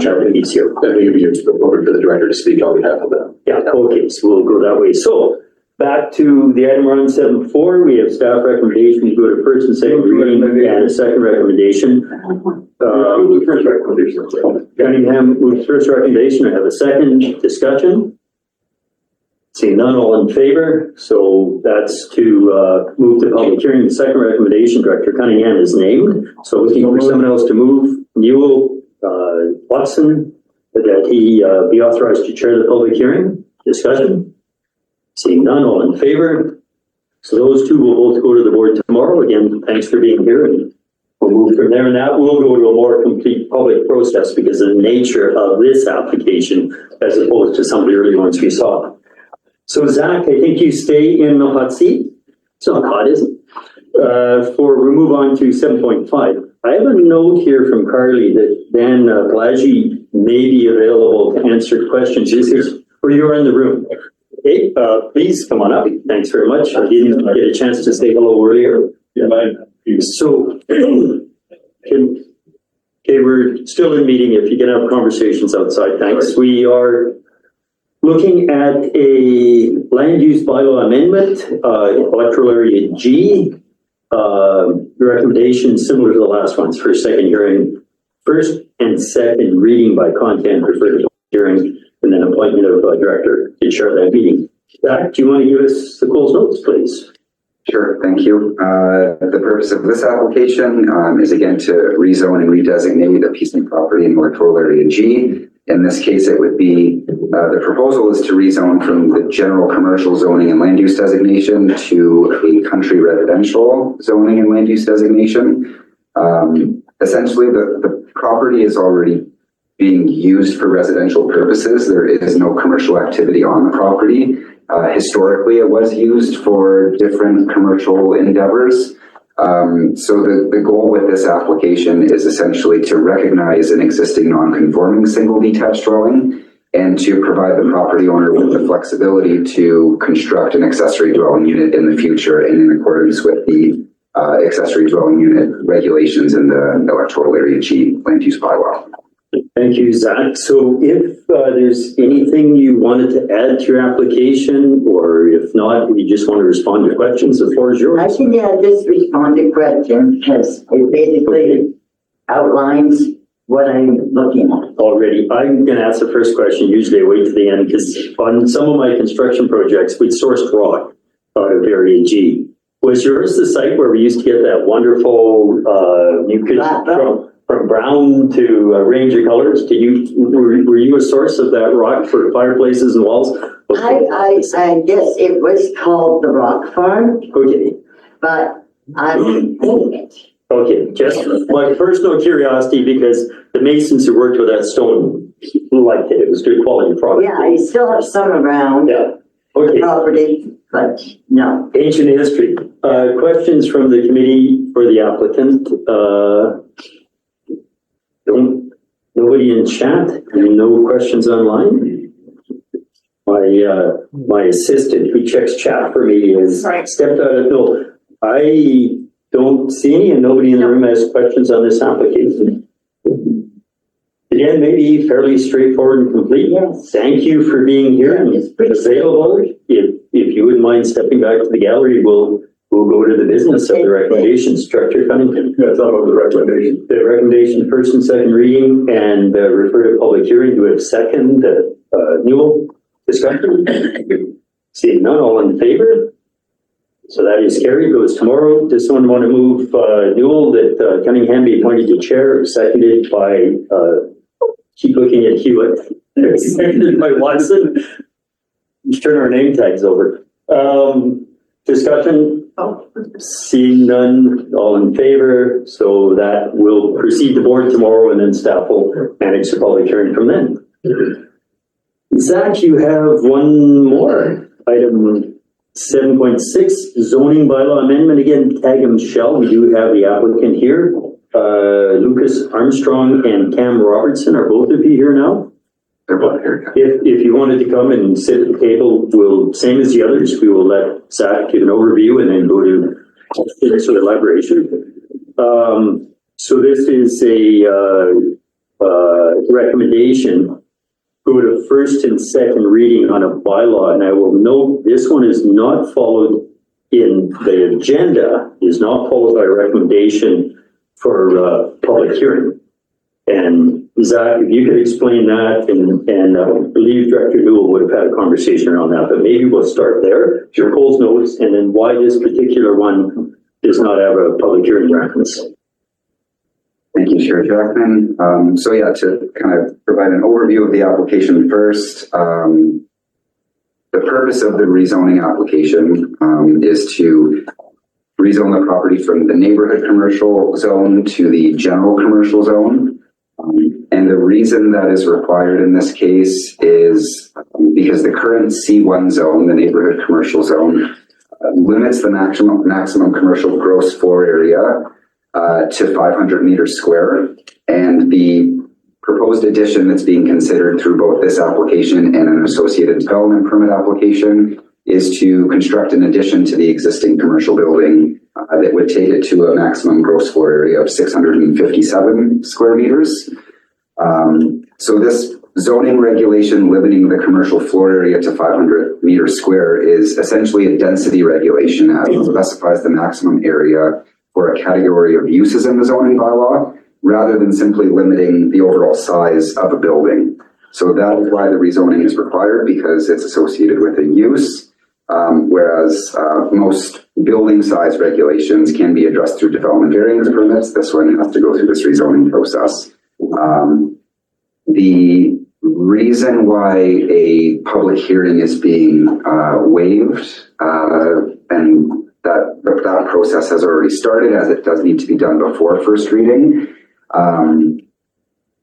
is because the land use designation is not changing, this application does not propose to amend the OCP land use designation. The zoning will still remain consistent with the OCP policies and the spirit of the commercial designation. So with that being the case, the idea is that, the public was consulted through the development of this official community plan. The rezoning is still consistent with the spirit of the OCP. And the LGA allows staff to waive the requirement for a public hearing when a rezoning application is consistent with the official community plan. But you have sent out a notification to property owners within a certain area. Yeah, that's correct. Sign posted, so that is what you mean by process has started? Yes, indeed. And the reason why it's a little bit different than what the committee has maybe seen in the past is because at the end of 2023, there was changes to the Local Government Act that required public hearings to be waived prior to first and second reading of bylaw. Whereas before we received board direction to waive the requirement, so that was done after first and second reading. So that procedure has changed in the Local Government Act, which is why staff undertook that process proactively to waive the requirement for the public hearing prior to this meeting. Okay, thank you. And I have my thoughts as to why that happened. I think it was more to do with province wanting certain housing developments in certain urban areas, and it ends up impacting us because of the trickle down. Anyway, that would be an aside, which we're not going to go too far down right now. However, if you wanted to add any information as we discussed earlier to the application and or just answer questions of the committee, the floor is yours, whoever wants to take the lead. Yeah, I don't think it's our intention to necessarily try to add anything at this point, but really just be available to answer questions as they come up through this process, if that's permissible. Okay, so then going to the committee, and there's nobody in chat still? Questions for the applicants? I'll ask one while everyone else thinks about it if I can. I don't know if we go to Zach or maybe the applicants know. When you change zoning and it's sort of lifting that 500 square meter ceiling on building area, we can go site specific where we create a new cap and say this site will be capped at 657 or 700 or some other number. What I'm not clear here is if this process might result in a much higher gross floor area for second, third, fourth phase of expansion. You recently did an expansion, I believe. So my question, having read some of the concerns of adjacent or neighboring properties is will this development be capped at this phase or will it keep going another 5-10 years from now? I don't know if you guys have any future thoughts or whether or not you're limited, and then maybe the staff, whether or not we could write that in, that there is a new limit to the gross floor area for this use. Do you have future plans beyond for the site? Matt, did you want to respond to that first from the staff perspective? Sure. Through the chair, like the way that it's being presented at this point in time, you're correct. There wouldn't be a cap.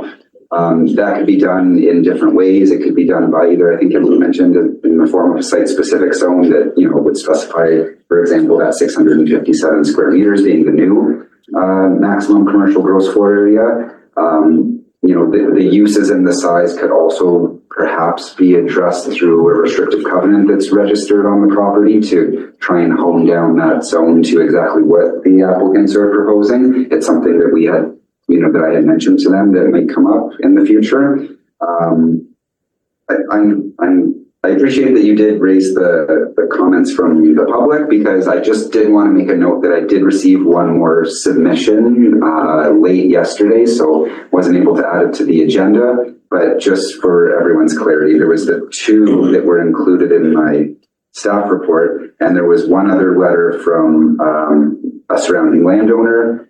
I don't know if I should maybe just summarize that or if it can just be noted that there's another submission, but just wanted to make sure that didn't slip through the cracks. And maybe in fairness, we'll note that this is only second reading. This isn't moving to approve anything, and so that I would hope would be introduced in the next steps, because there have to be subsequent steps. So the 2 points you brought up, if we went to a public hearing, that's where in my experience often you'd hear somebody saying, well, community is okay if this is it, and you put a cap. so it becomes site specific. Or, and so this is the question to you gentlemen, would you consider a restrictive covenant? Because we can't force a restrictive covenant on your property. You would have to agree to that as we move theoretically from second to third reading and adoption. Have you considered a restrictive covenant where you will pick a number, maybe not this number, to say that's going to be the limit of development, knowing that this process gives you a little latitude without that kind of restriction? Would you consider that, to have that conversation with staff? I don't think we'd consider it. This is our plan right now, is the redevelopment proposal. I do get wary on restricting future generations. If there's an opportunity to come back and, have another meeting, 5, 10, 15 years down the road, whether it's, between us or, our kids to revisit that in case something, there's more development planned. As long as the door's open, that they can come down and have another conversation without having it in stone, I guess you could say. I don't want to sound argumentative because there's a risk here. The public doesn't have the kind of say they might normally because of a change in provincial law. Okay. And so in my mind, if you have a site specific, you could then request a variance on that site specific restriction at some future date, may or may involve. So maybe that's a question of that. Whereas if you have no restrictions now, I don't think there'd be any future public process other than a development permit, which we delegated authority to. Sandy is not in the room, but I don't think we'd see that at all. So that's what's gears turning in my mind. I think you'd always have an opportunity to request a variance once you're in a new zone with a new cap to vary that cap. Go ahead, please. And again, if I sound argumentative, I'm going to turn it to the rest of the floor and drop it, but go ahead. Well, I guess one of the things I would bring up, because I see both sides of this. Of course, the community wants to know what could be the upper limit of what happens on the property. At the same time, the client wants to make sure that they get best use of their property that they own, and are being able to play with the same rules as everyone else. And so they're asking for this rule change to give them opportunity to move into the C2. What I would point out, I suppose, is there's some real practical limitations to what can happen on that property due to area restriction. Some of the things that have already happened on the site, including the size of the septic, which you can't build on, the need to have additional septic capacity on the field in case, or on the property in case that field fails. The fact that they've built out a piece of parking in the back that still needs to be completed, but is likely to proceed as that piece of parking, which really puts in place limitations on access to the rear of the property in terms of being able to increase the usage at the rear of the property due to those physical limitations. And so while I could see there being some potentially perceived benefit of applying a cap, and it doesn't seem the client is necessarily fully against that, doesn't really change the potential for the property given those physical limitations. So very much have to go to the committee. Director Vandenberg, and looking for other people with questions. Go ahead, please. Great, thank you, and through the chair. So based on what I've been reading, Zach had pointed out that he's got some other comment that has come through. Didn't say whether it was in support or not. Kind of irrelevant to my question. The ones that we do have in front of us right now, how have you, because there is not going to be any public engagement, this is their opportunity. So what have you chosen to do, if you have, to reach out and understand and rectify those comments?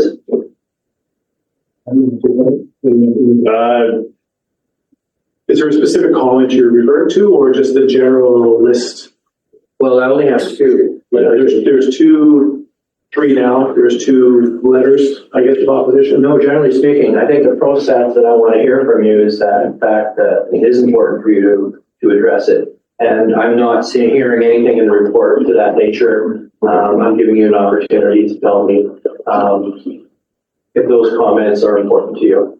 Our neighbors' comments? Yeah, very much so. And essentially, what? So the neighbors' concerns are size of the building, Obviously, we have one neighbor where we used to share a driveway. The previous expansion separated them so that we have access to our property, they have access to theirs. So their concerns are fencing, landscaping between the two properties, which will be addressed with fencing and landscaping to separate those two properties again. I know one of the comments as well was the parking structure that's in the back. The privacy use of the neighbors again, because they would see that property, concerned that staff parking, which is what it's for, would be visible from their property right next door. That also includes fencing on top of the parking structure. So there would be no visibility from the neighbors other than fencing and landscaping. I know there are some concerns regarding noise. The RDCK bylaws limit when we can have certain noises, but also certain noises are beyond control. Safety, garbage collection, beepers, tailgates, all of those things are addressed in the RDCK bylaws already. So I know the neighbor has concerns about those things, but they're already been addressed in the bylaws. And I think lighting was another one. Yeah, but the lights are set on timers for the outdoor lighting. An hour before we open and an hour after we close, simply so staff can, especially in winter, they come down in the dark. The lights are on, so they can see. When the lights are on, we actually, since this and was addressed as a concern, we've gone out to see the overflow and the lighting systems. It's within our property area. I can't say how much overflow, but there's definitely significant lines of lighting around where the parking areas are specifically. There's no real overcast per se. Like we said, they're on timers. They come on about an hour before we open. So when staff get there, they have lighting from the lower area to get up to the store. And then at night, they turn off about an hour after we close to allow them to get down to their vehicles safely. So thank you. No, that is well addressed. Go ahead, and then I have two more speakers. Go ahead. Just to address your comment, I think, having worked with the client since we started planning their first building, now close to 8 years ago, I think. I think the client enjoys a pretty healthy reputation in the community as being community oriented and really being supportive of the community in general. And I think that we can take them at some face value when they say that the concerns of the neighbors are important to them and that they do intend to work to the best of their ability to address those concerns. A lot of the concerns will get addressed through the development permit process, where staff and the planning department have an opportunity to look at the solutions that are being proposed within the development permit application. Some of the concerns really are related to the core commercial nature of the property, and whether the rezoning is approved or not, those core commercial activities are not going to change. It is what is happening on the property and will continue to happen on the property. And so despite the best efforts of my clients to address the concerns, some of those concerns likely will just continue because of the nature of the activity on the property. Thank you. We have Watson and then Graham. Go ahead. Sure. Yeah, thank you. I was actually just clarifying that even though we've gone through the process to waive the public hearing, there is an option to still have a public hearing. If directors do feel they'd like the public to engage, we can do that. So I was just noting that's one of the options. Great, thank you. Director Graham, go ahead. Thank you. So through the chair, and this may have been answered just now, I was just trying to understand the purpose of this application, whether there was going to be any change in business activities, or we're just expanding like retail space, or we're expanding inventory space. I was just trying to understand the purpose of the expansion here. So when we rebuilt the store in 2017, we were actually approved for a bigger store than we have now. It was reduced due to budgetary constraints. And now that we've been in this building for 8 years, we find we actually need more room for our storage of product. But of the roughly 2,000 square feet we're planning to add on, I think about 400 to 600 is retail space. The rest is just storage space for the products we get. We're already overcrowded. We have a lot of customers that request a lot of products. And so we're just trying to make room so we can store those products. So it doesn't really add a lot to the front of our building where cars and gas is. It's more adding more products to the store and storage for those products. Further, Director? Okay, see a thumbs up. So I have Davidoff the Newell. Director Davidoff, please go ahead. Yeah, I think my question is more to staff, Chair, not to the applicants. Go ahead, because it may go back forth if we can tie it in now. Okay, so there's no way this is a variance application, so maybe a simple yes, no on that through the chair from staff? Zach, because of the cap. Through the chair, this zoning regulation cannot be addressed through a variance application. So yeah, and then the other thing that Chair Watson made a comment about, holding a meeting. Well, we were constrained on a development permit by not being able to have a public hearing or a meeting. So what happens is that when you don't have a public hearing, the applicant does not have to have a meeting, and no one can force them to have a meeting. So it's the only time the public gets to say anything is through a public hearing process. So I just wanted that very clear to the applicants and everyone else that's listening. Public hearings are the way you address public response to a rezoning application. Thank you. Yeah, except for the provincial change in 2023. Zach, you do present that as option 2. And maybe we should move to Director Newell, Director of the area. To, if you had comments on this. Oh, okay. Further questions then for the applicants? Not seeing no additional questions online, so thanks very much. For any final comment? Oh, absolutely. Go ahead. I guess I would say that while we do have some concerns from the local neighborhood, and as suggested in my earlier comments, there's every intention from the clients to address those to the best of their ability. I will say that, the intention of this addition to the building is really not going to fundamentally change the use of the property in any way. What will allow them to do is offer a wider variety of product within the store, but the fuel pump number doesn't change. The area out front of the store doesn't change. There is some small amount of additional floor space inside available to, as suggested. Most of the space is going to be used for additional storage so that they can offer additional product to the public. One of the examples I'll give to sort of support that is the fact that we don't anticipate a significant any increase to the bathroom count from an architectural perspective. That's one large indicator of volume of traffic that's anticipated within the change.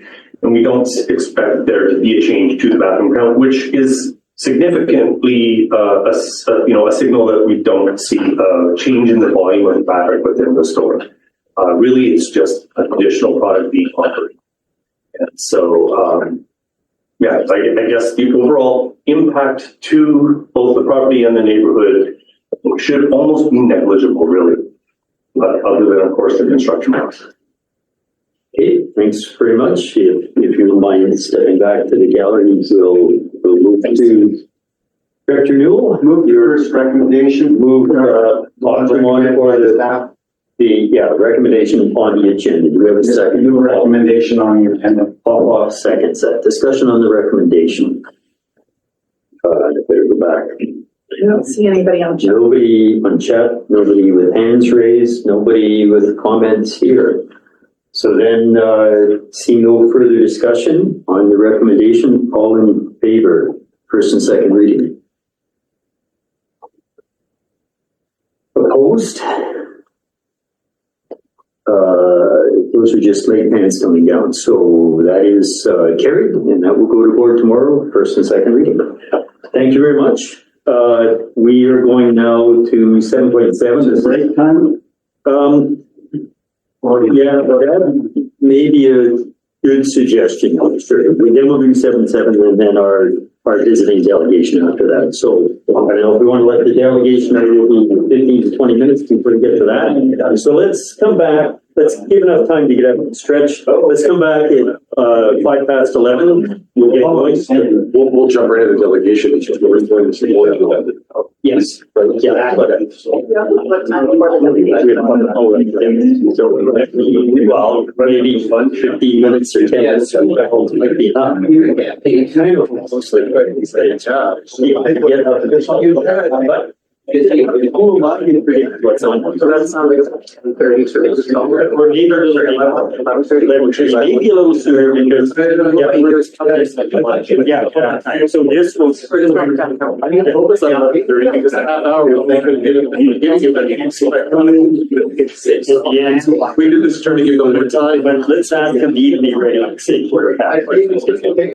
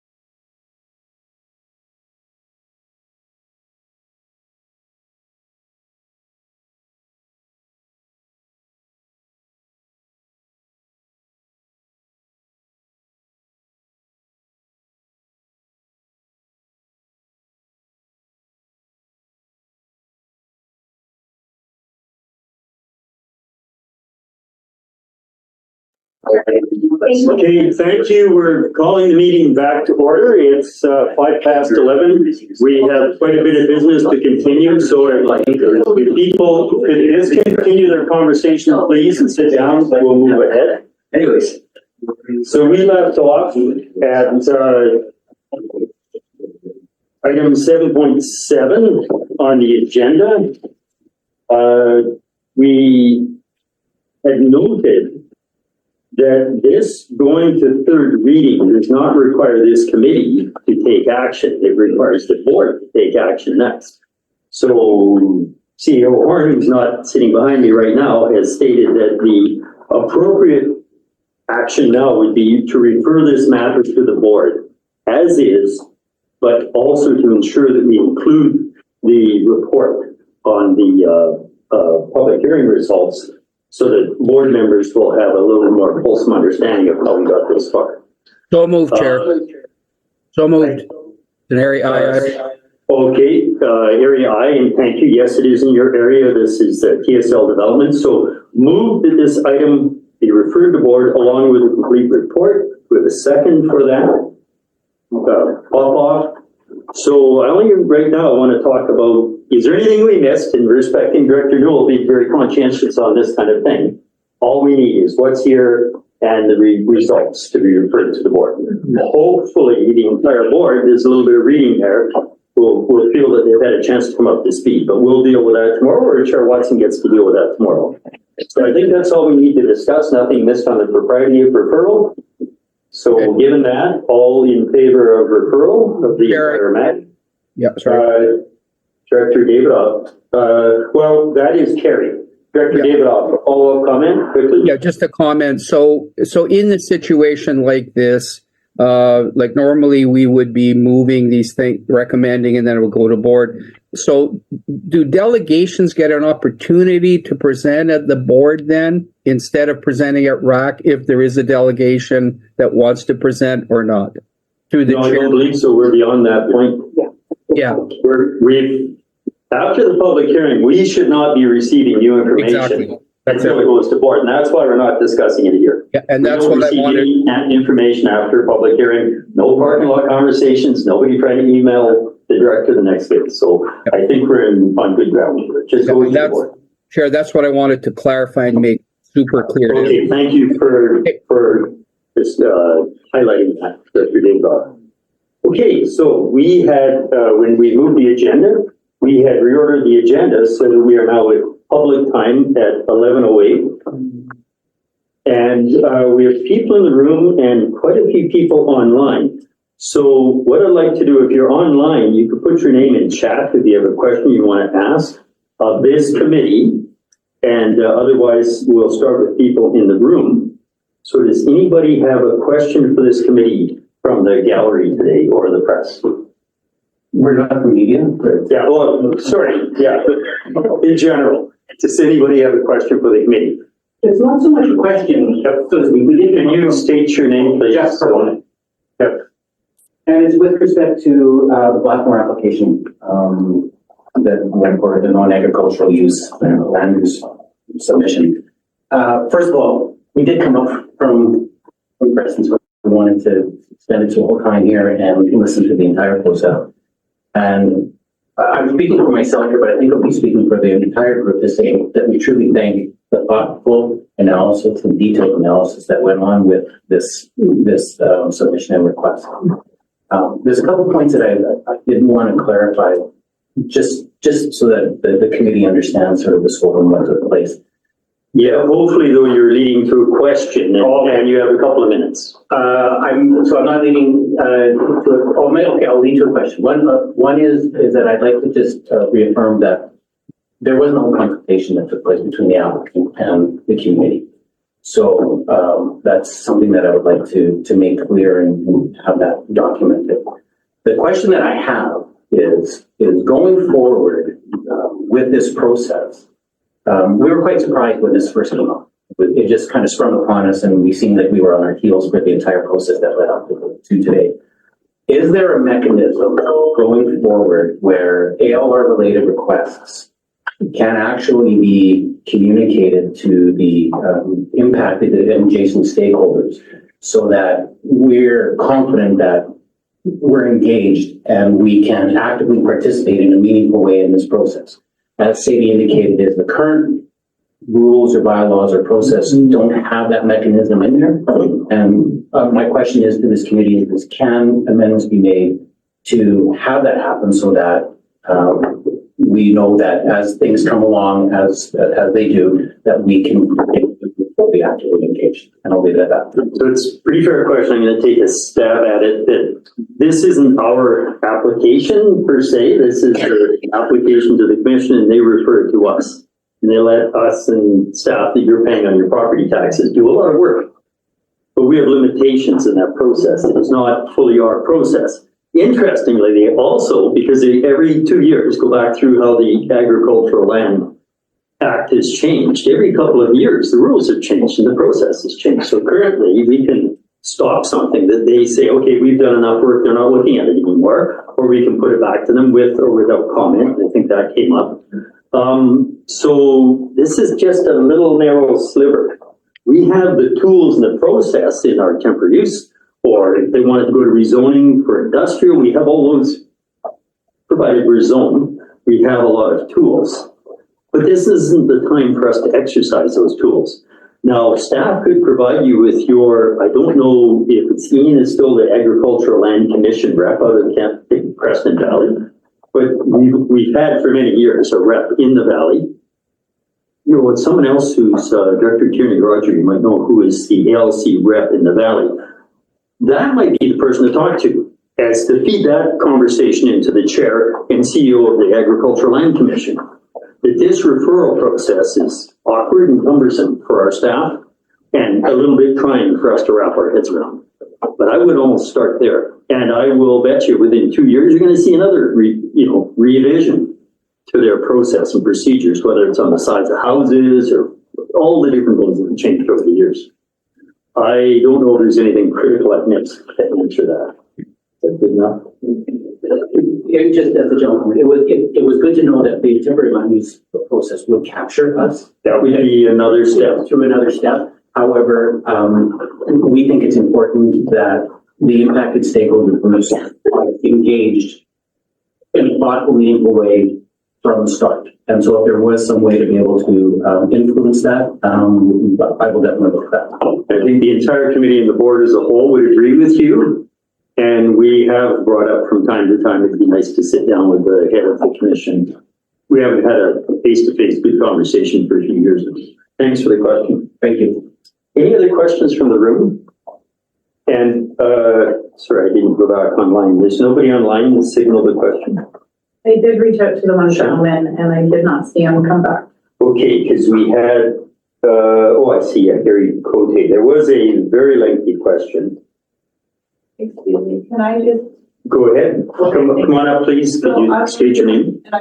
I reside and own the property directly north to the Blackmore application. Sorry, and can Carly get your name? Laura who? Laura, okay. Yep. I just wanted to say thank you for listening to our concerns as a community. It was very nice to know that we're heard. I mean, obviously we all feel better when the way we wanted to see it go. Unfortunately not for our neighbor. I'm sure it's heard out of the day. And I understand that because I've been in business and so my husband then. But it's just nice to know that our voice is heard. I mean, from the community at the level where decisions are made. And special thank you to all your communications were always very prompt and incredibly friendly, and I really appreciate that. From staff, we appreciate hearing that as a community. So thanks. Thank you. I see the question that was put in chat earlier. It's really more about volumes of trucks and a few things that wouldn't be part of what the Agricultural Land Commission would look at. They'd only look at that impacted footprint of dirt that they consider to be arable. So the question that the person's left, I guess, as Chair Watson has said, that question would be one that would be answered at an application or review of a temporary use permit. So I won't read it, it's lengthy. We'll leave it sit. No other questions? So thanks very much. We have one more item of business to go through. Everybody's welcome to sit and listen to it if you want. Your decision. Freedom of the port for the boom. Yeah, we did for the boom, and we decided we didn't need to for Joel Comer, I believe.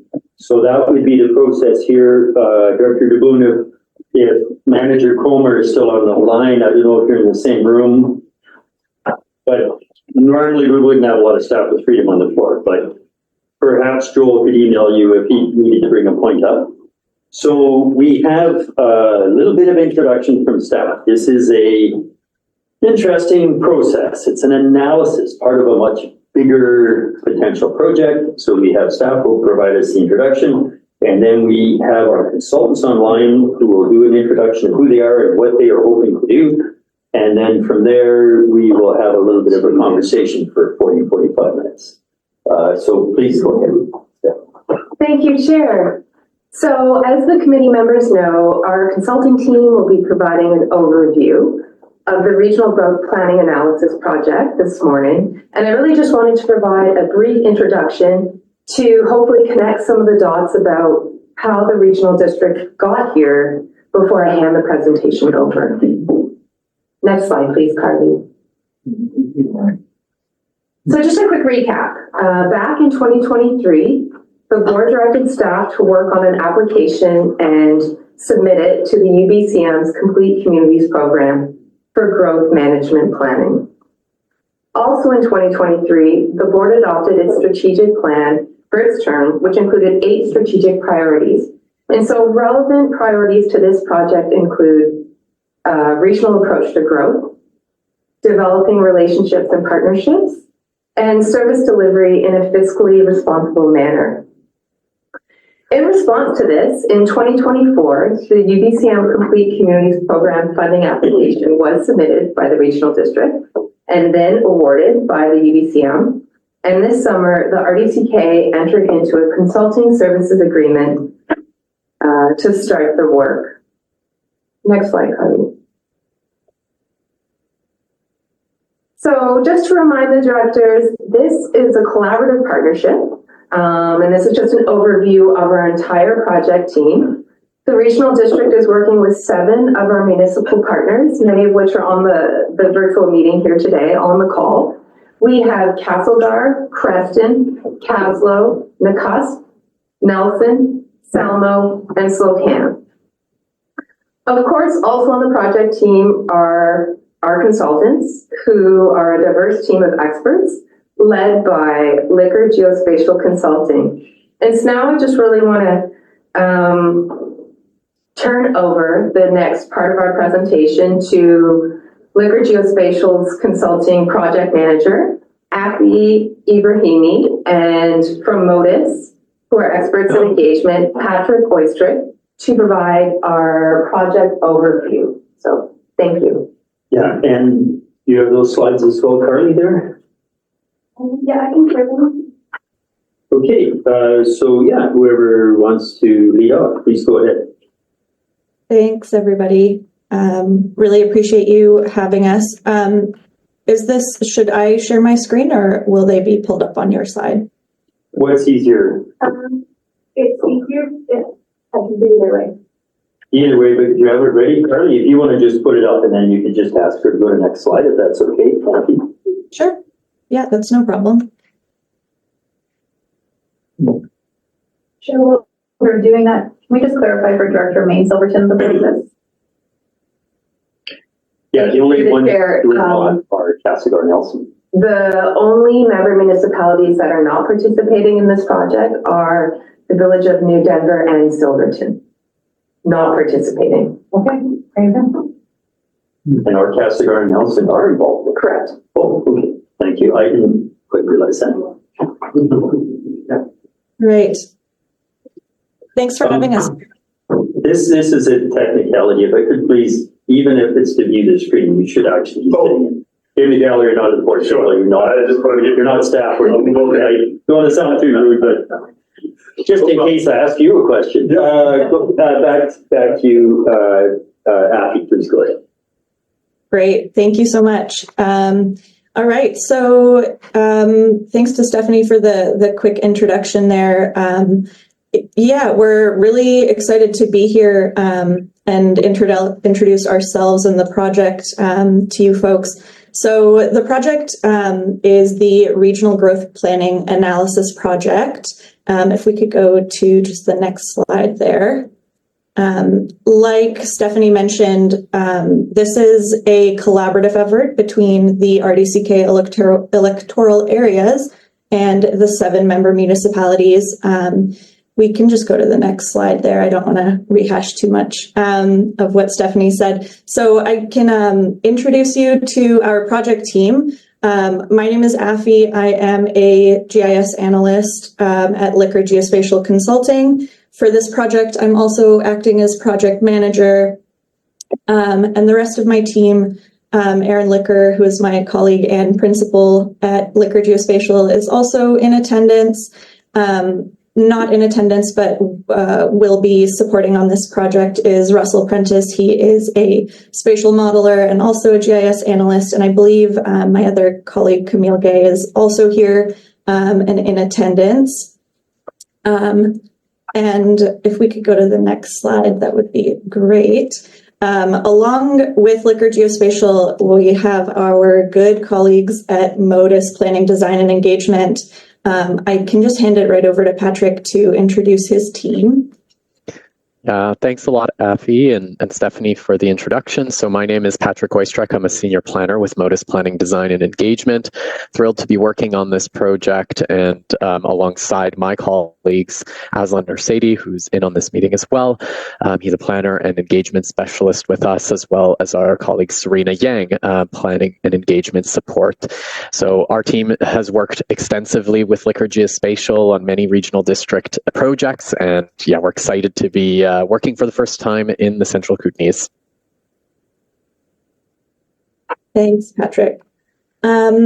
Yeah, we are super excited to get going on this project, and we really appreciate you all having us here to introduce the project. So just about the Regional Growth Planning Analysis Project.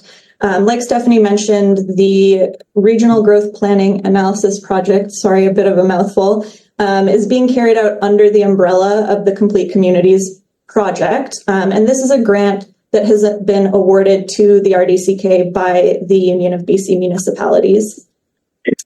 A complete community is kind of a broad topic, but for the purposes of this project, we have identified a complete community as a community that provides a diversity of housing to meet identified community needs and accommodate people at all stages of life, and provides a wider range of employment opportunities, amenities, and services within a reasonable distance.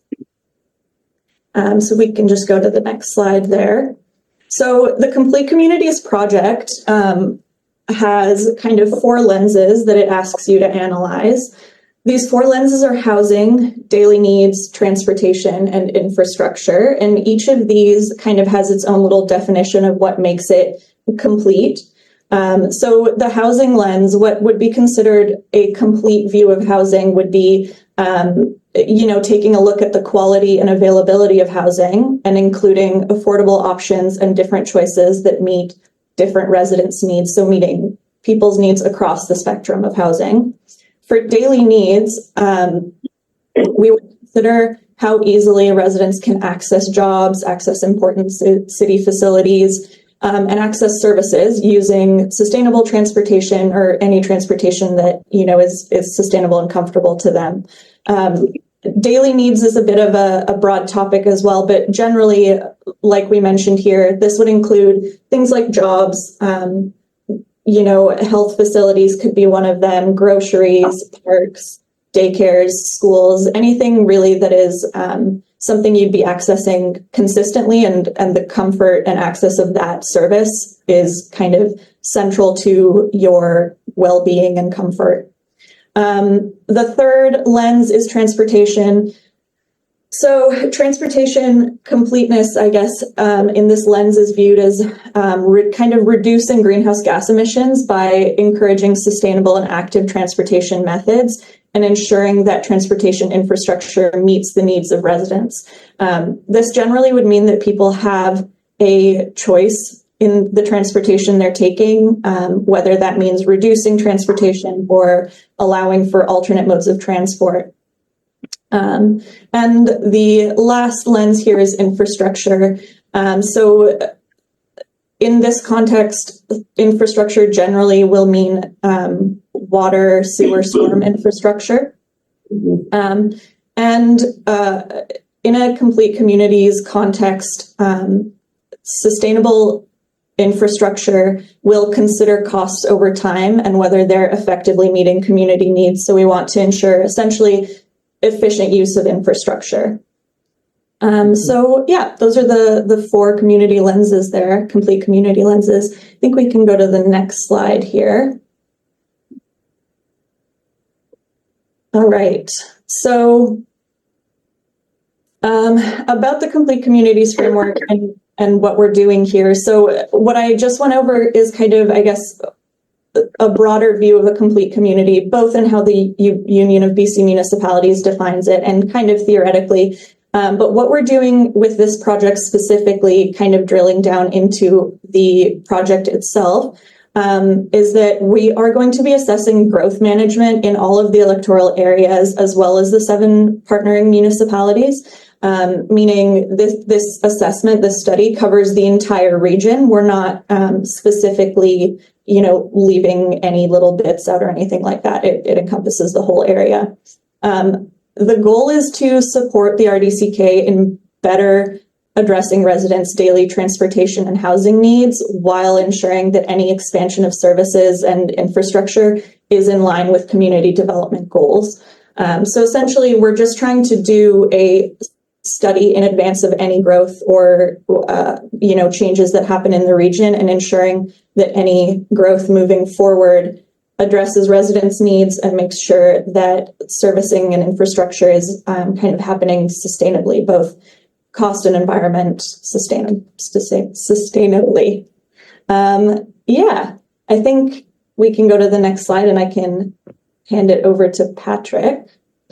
Thanks for explaining that, Afi. And in terms of the project goals that we have with this process, we're really hoping to establish a shared baseline for community planning efforts moving forward for all 7 municipalities and the regional districts. So the idea here is with the data that we collect and with the assessment and the modeling that we do, we can then provide the municipalities and the regional district with a very comprehensive set of information to base their planning efforts moving forward. So that's really exciting. It's unprecedented. And frankly, I don't think we do enough regional planning like this in the province. So really excited to get into it.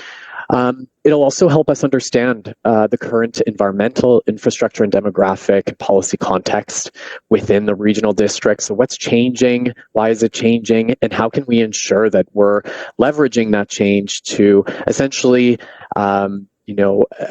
that we can essentially, use it to the benefit of the community so that we can achieve those goals and the vision of each community. We want to also identify the most appropriate locations for new growth and community needs in the region.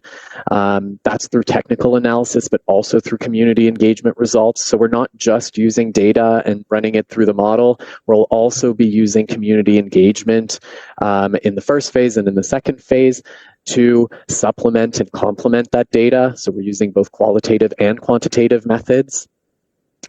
And we'll be analyzing, comprehending, and mitigating the impacts of growth and community expansion. So it's really about understanding how growth impacts your communities, what are the daily needs, and how can we ensure that, as we accommodate some of these new homes, jobs, new employment centers, and new infrastructure, that it's all working towards shared and common goals. We also want to develop an implementation and monitoring recommendations so that we're handing those over to the communities and to staff here at RDCK so they can continue with the work and they can continue their planning efforts with a really good baseline. And finally, we want to ensure that the project provides really meaningful and useful outcomes so that those planning efforts are effective and they're coordinated across the region and with the municipalities. So we can shift to the next slide. To To achieve those goals, we'll be following a 3-phase process. So phase 1 is really about setting ourselves up for success. We're collecting data right now. This is where we are in the process as we speak to you. So we'll be collecting data from all the municipalities in the regional district, and we'll also be conducting a bit of community engagement to assess community priorities and values. And so once we've completed the data collection and that first round of engagement, we'll then be able to move into phase 2. And in phase 2, we'll be using the community engagement results to adapt the model a bit, and that will help us dive into the creation of different scenarios, different growth scenarios, different community needs scenarios.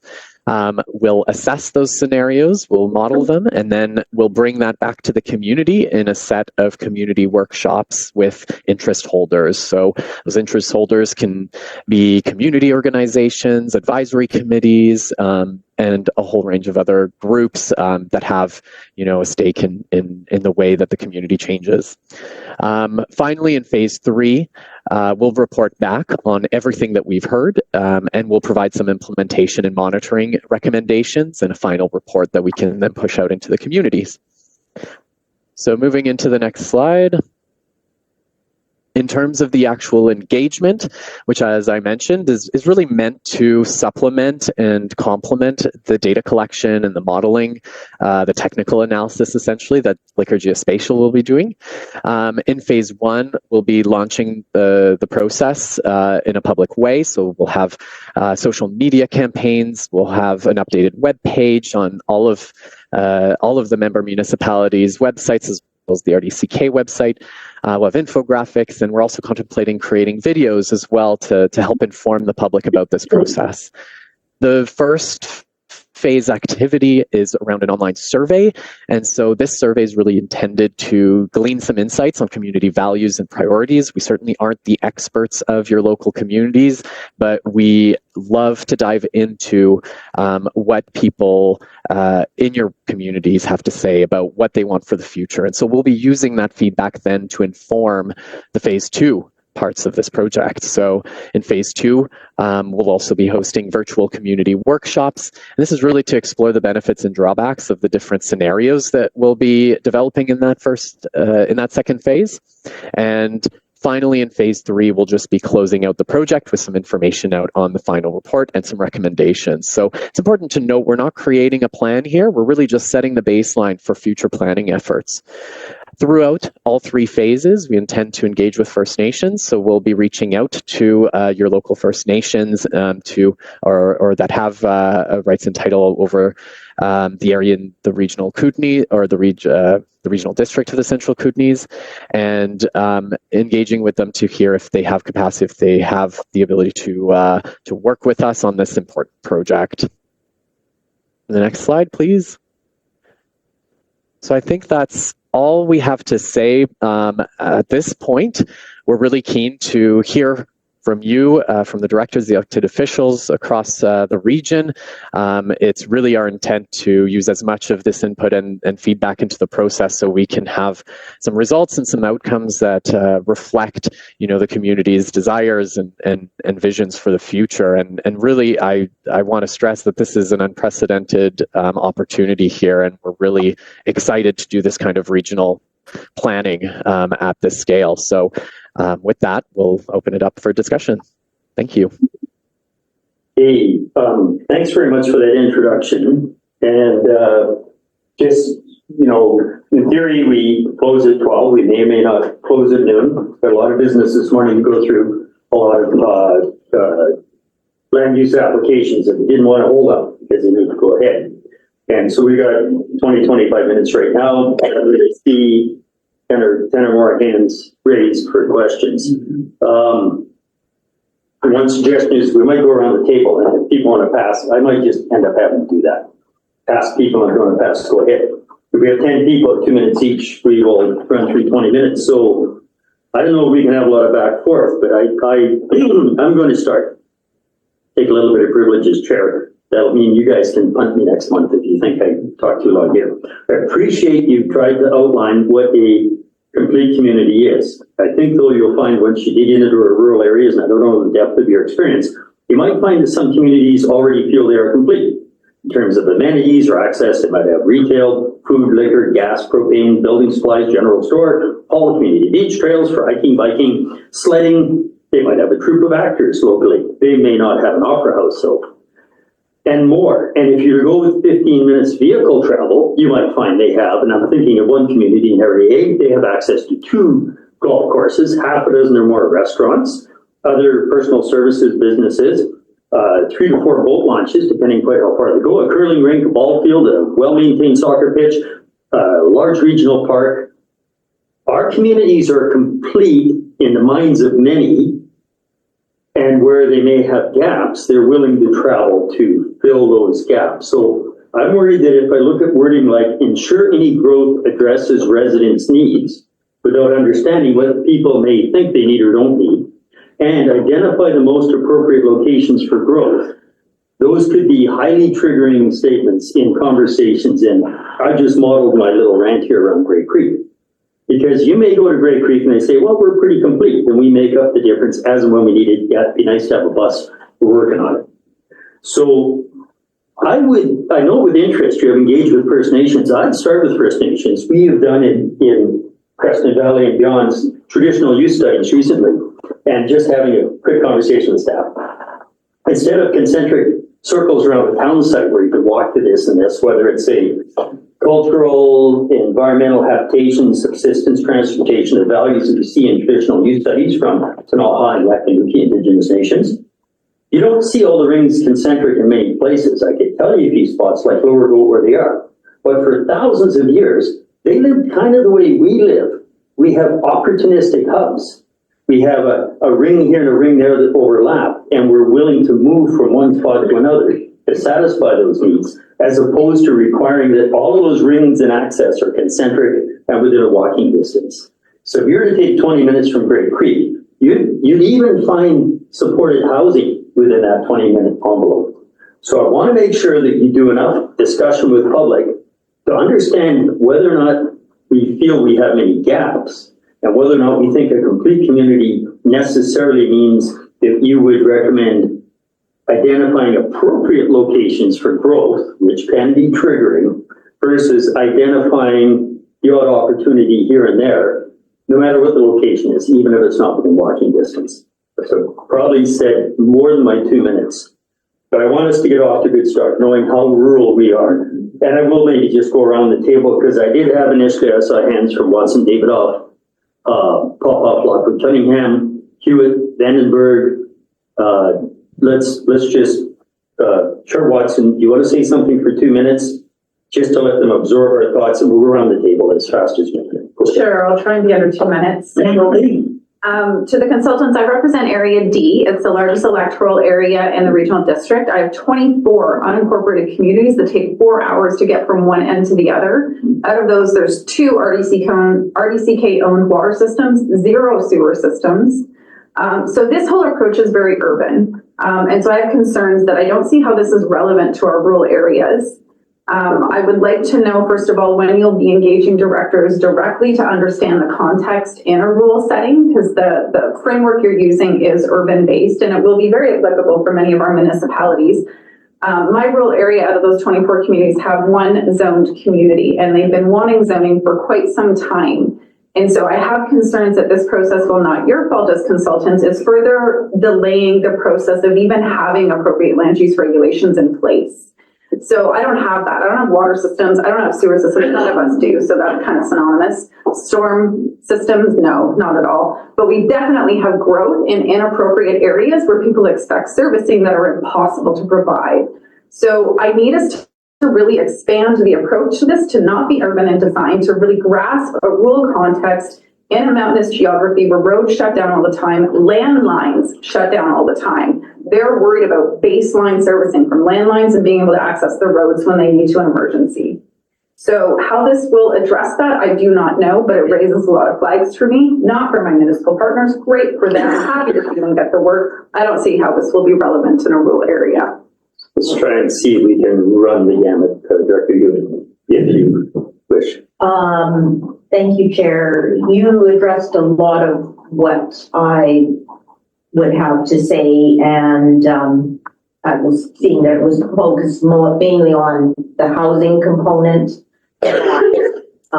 what makes a complete community. So, and because I'm adjacent to, not just now, but in community-wise, Director Watson, I do understand the challenges that her district, her area faces.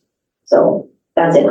Sure. Director Papa, 5,000 people distributed across a broad landscape. Your thoughts? Absolutely. I think you covered quite a few of them. Director Watson covered most of them. Her area is a little bit bigger than mine. Mine's 150 kilometers from one end to the other, with distinct communities right throughout that whole area. But my concern is, you've addressed the concerns here, is online survey, virtual community workshops, etc. A lot of people in rural areas don't have access to online surveys or even internet service.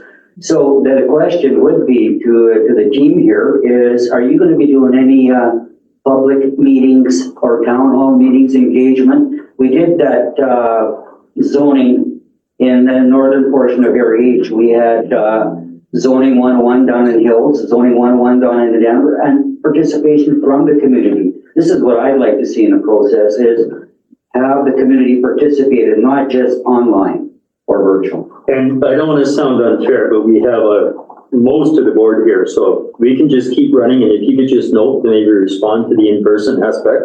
We'll go to Director Lockwood, Mayor of Salmo. Thank you. There's a couple of things. So Salmo's already spent $50,000 on finding out about transportation. I think that it's a waste of time to spend another cent of time for people's energy. They're tired of that kind of stuff. So that would be something that I'm trying to wrap my head around what this all means. The other thing was that I picked out is test scenarios and actions. I'm not really sure what you mean by that. And if we could have some kind of an explanation of what that would mean to maybe give us a more complete understanding of the information that you're collecting, how you're going to test it, and what actions possibly, if there's an example. So, and if you did know test scenarios, we loop back to that, just go down to Director Tierney. You've got 4,000 some people, ranging from fairly dense to extremely dispersed population over again a big territory. Yeah, thank you, Chair. Area B, close to 5,000 people, and rate associated with the town of Preston. So whatever the town of Preston, any way we can support their initiative is very important to us. And beyond that, I just really appreciate Director Watson's comments, and believe that perfectly frames our situation as well. Director Newell, kind of suburbia. Yes, there's a lot. Area F surrounds the city of Nelson to the east and to the west. I think for me, we've got a lot of activity on housing, so staff will be able to really help you on all the background work we've been doing with different organizations on housing and transportation. I think infrastructure will be interesting. How you look at infrastructure from a rural perspective, where much of it is either the landowner owns their own septic system or community water systems are delivering water to various degrees, and how sustainable that is over the long term will be interesting. I think for me, growth means jobs, plain and simple. Like, you can grow and this and that, but I think it's really important that that economic piece is brought in beyond just a daily need. It is the basis of growth. People need jobs if they're going to move. So somehow incorporating that, and I don't quite know how that would be, but it would just be my comment in regard to daily needs. Yeah, so I'll leave it at that. Thanks. Director Weatherhead, another not so large population, huge territory. Your thoughts? Thank you. Yes, I echo a lot of what Chair Watson, Director Watson is stating in the large geographical area. a lot of settlement areas, 3 unincorporated communities, and everything sort of surrounding the village of McCusk up in Area K. The majority of that land is ALR, and the majority of my lands, well, 50% of my lands are ALR. And then in each of my unincorporated communities, there's some real feasible reasons why they are unable to grow. I would like to be able to fill in this analysis with what we already know, and just sort of it really is hard to fit this. I can't wrap my head around this particular analysis in relation to my area. And the other piece is the First Nations consultation when Arrow Lakes is the homelands of the Sinixt peoples, and how are they to be consulted on this if we have our provincial government has deemed them extinct, or no longer extinct, but pretty much excluded them from the conversation. And I do see hands up from the consultant, but I'd like to there's another half a dozen that can just keep running the gamut. Director Cunningham, kind of a tight cluster population, then a very dispersed population. Yeah. But also what we saw today with the rezoning, in other words, for an art center, shows you the kind of thing that can be done in small communities. Of course, Weber does have a water system, and a very good one. Unfortunately, the provision of water may be limited by the amount of logging that could possibly happen. So that is something that needs to be brought into the equation. Oh, incidentally, where it says project process, I hope we're not going back in time. It says September to October 2024. And then from October, February 2024, I assume you meant 2025. Same with February, April 2025. I like the comments around the table because you are getting a general sense of how the regional district is very variable and has very many, besides its municipalities that, that can grow. A lot of things in the rural area, we would like to see areas of growth, but we are restricted because of the fact that, as a regional district, we don't have the powers that municipalities do. And we can't own land unless we've got it for a purpose. We can't get it for a purpose unless we have a service and so forth. Thank you.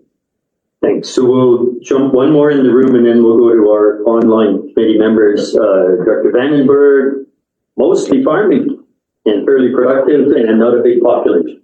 Well, you take away my comments from me, and sorry, but I will say that we have a whopping 2% of the population within the regional district. So Area C is what the district that I represent.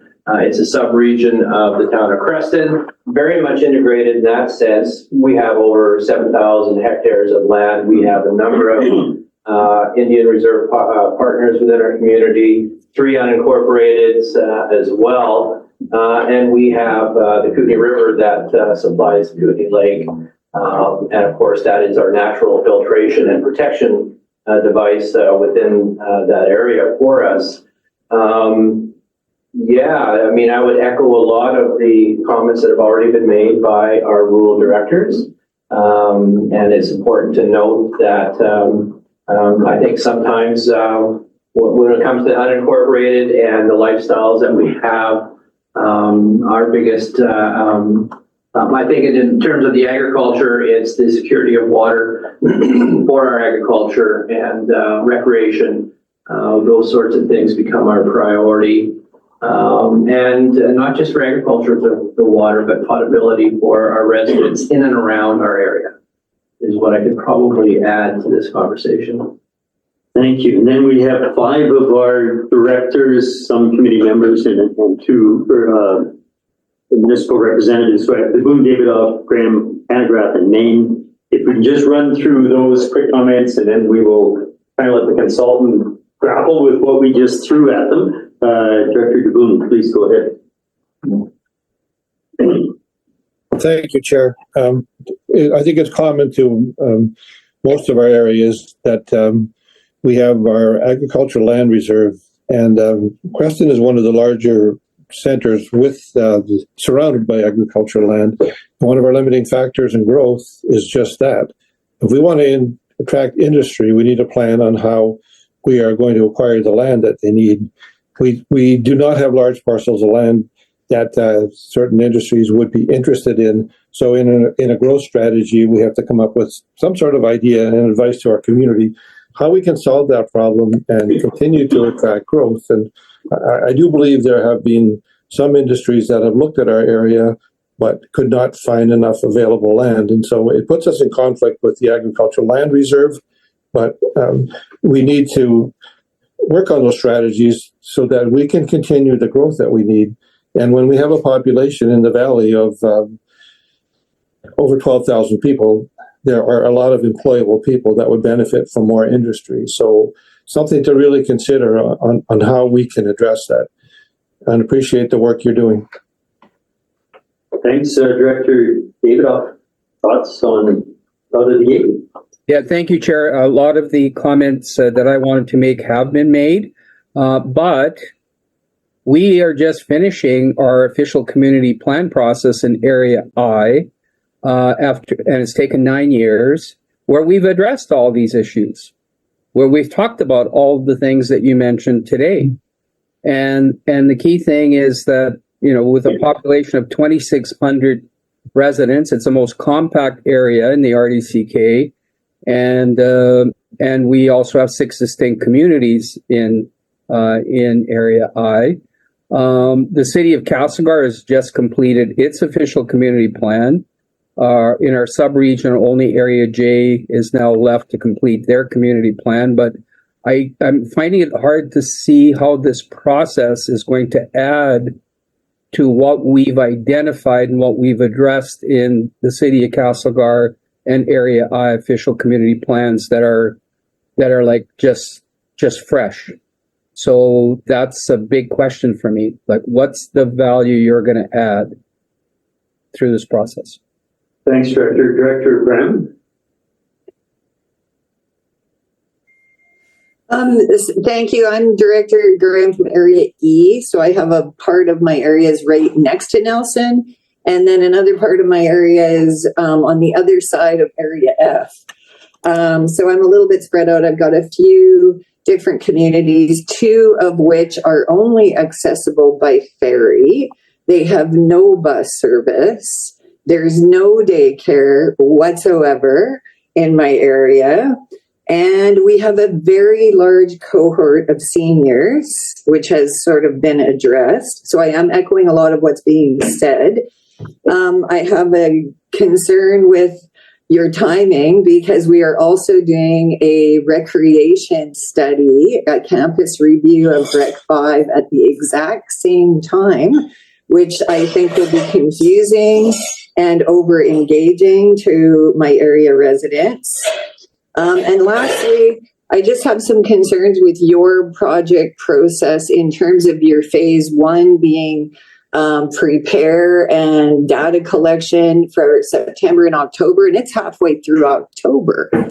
And your initial community engagement, like, are you finishing that by the end of October? So just some concerns that I have. Thanks, Director. Director Hanegraaff and then me. Director Hanegraaff? I'm Director Hanegraaff, Area J, which is basically all roads in and out of Castlegar travel through Area J. Most people in Area J live, I'd say, 5 to 10 minutes from Castlegar.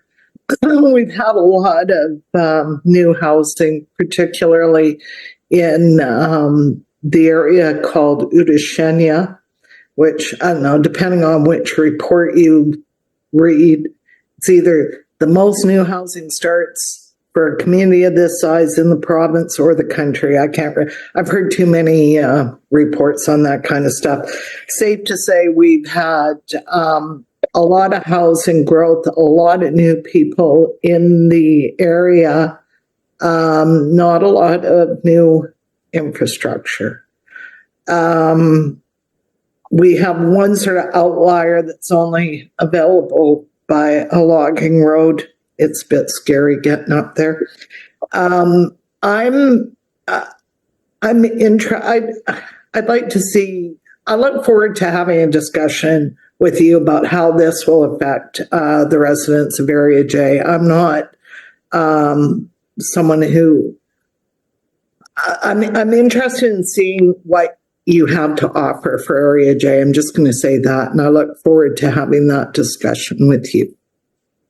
Thanks, Director. And Director Main, you're doing a parallel process, I would assume, but please, you have your hand up. Your thoughts on this process? Yeah, thank you. So Director Main, Village of Silverton, we did not sign on to this particular initiative, mainly because there is no room for growth within our village boundaries, which is 6 blocks by 7 blocks, and is pretty full up and is already taxing the infrastructure we have. So any growth would happen in the rural areas around us in Area H, and we consult often with Director Popoff about that. So I have to agree with Director Watson, who said this is an urban view, an urban approach, and we are not an urban regional district. We are primarily rural. So, just feeling some tension between the different, the approach versus the what we experience on the ground within regional district of being small, rural, and in large part remote. So I am interested in watching the process as it goes along, and we will consider ourselves to be part of Area H and how it is affected. So that's all I wanted to say. Thank you. Thanks, Director. And so to our guests, again, I apologize, a little bit of a shotgun approach, but I thought you might as well hear this. And we didn't rehearse any of this. I just thought, well, okay, it's kind of what I expected. Carly is recording. I see that button there, so thumbs up. We record for the purpose of preparing our minutes, and we don't keep these committee meetings in perpetuity, but you can recapture our comments from the recording of this. And I'm going to ask the committee in a couple of minutes if they want to stay a little longer when we have a 1 o'clock meeting. But to throw it back to you, and again, with apologies, how useful was that? Do you have any, Kathy or Patrick, kind of gems that you want to share with us right out of the gate? And then beyond that, I guess we'll see what happens in the next month or two. Go ahead. Yeah, thank you so much for your comments there. I think, these are common challenges that we hear and common comments that we hear when we're doing projects specifically in regional districts. So we've done similar work with the Cowichan Valley Regional District and with the Sunshine Coast Regional District. And you're absolutely right. The needs in a rural community are very different from the needs in an urban community, and we're very aware of that. And part of the engagement process is to identify those different values, those different priorities that you might have in certain communities versus others, and to respect those changes, those differences in values and priorities. So a perfect example of how that might work is when there was a question about testing scenarios. So if we hear that in certain parts of the region, the key priorities are around protection of the natural environment, and say access to potable water and water servicing, then we can score those indicators higher in our scenario modeling so that we can identify areas that have those specific features and look to identifying those particular sites for maybe future growth, maybe future development. So I think, part of our process is specifically designed to ensure that we respect the diversity of priorities and values within different types of communities, different types, whether they be rural or urban or in between. And we really hope to do that as best as we can. And that's going to be a discussion with folks here, the elected officials. It's going to be a discussion with residents as well. I think, a big part also of respecting and protecting rural spaces is about focusing some of the growth in more urban places, in places that are closer to some of these services and infrastructure and facilities. So, I hear this particular challenge in the town of Creston, around the agricultural land reserve and the kind of tension that exists there with wanting to also supply perhaps greater employment lands. That's certainly something that we can explore through this process. And I think moving forward, this is something that will keep, top of mind, is that distinction of rural values, rural places, and making sure that we're respecting the unique characteristics of those places and not applying an urban framework on something where that urban framework just doesn't frankly work. So I hear you, and we'll certainly do our best to address those challenges as we move through this process. So we're at noon, and of course I see the principal of Liquor Geospatial has his hand up, but at noon, is the committee and of course guests willing to sit for another 10 to 15 minutes? I mean, if you're not, you have to leave, but try and continue for another 10 minutes, or just as long as the consultants need to maybe give us any other background on how they're going to take on this project. So I will wait till somebody tries to force a motion to adjourn as it goes. So, Aaron, yeah, please go ahead. Your thoughts and experience with kind of our kind of jumbled group of communities or set of communities. Absolutely, and thanks everyone for giving us the chance to talk today. Again, my name is Aaron Licker, Principal Liquor Geospatial, and thanks Afi and Patrick for that great presentation. And thank you to everyone around the room for your comments. They're very well taken. And I just want to underscore for this project kind of where it sits and what we're trying to do, and hopefully how we can help you. So, as kind of identified by Afi, this project is a study. So our basic approach is one of curiosity, and to try to understand within the framework of a rural environment, which we've worked plenty before, what are the opportunities and constraints for development, and what are the concerns of community members and of elected officials, and how can growth potentially be accommodated in the community? We recognize that all of your areas are operating on different timeframes, scales, and we have an approach that accommodates that, I hope. And we're just really trying to, get a sense of where everyone is at. And what I really want to talk about right now is basically around scenarios and what that means for this project. And specifically, Director Davidoff from Area A had mentioned that they are just completing an OCP.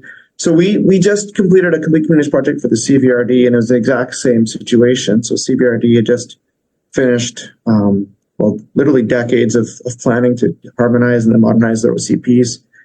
And the goal there was to understand what are the implications of an OCP. And so absent any considerations around growth, one of the outcomes of this project is really to understand, what will the RDCK look like potentially in the future with growth, and that'd be with growth under current conditions, so as planned, or potentially if there are new areas for growth. We're not trying to dictate how growth should occur. We're really just trying to understand the implications of it. So I hope that kind of assuages some fears. If it raises new fears, I'm happy to address those as well. But really, we're just here to kind of provide an objective analytical lens for you folks to basically inform and make better decisions. Thank you for that overview. I will note Cowichan Valley, just quick check, 80,000 plus residents, were 65,000 some.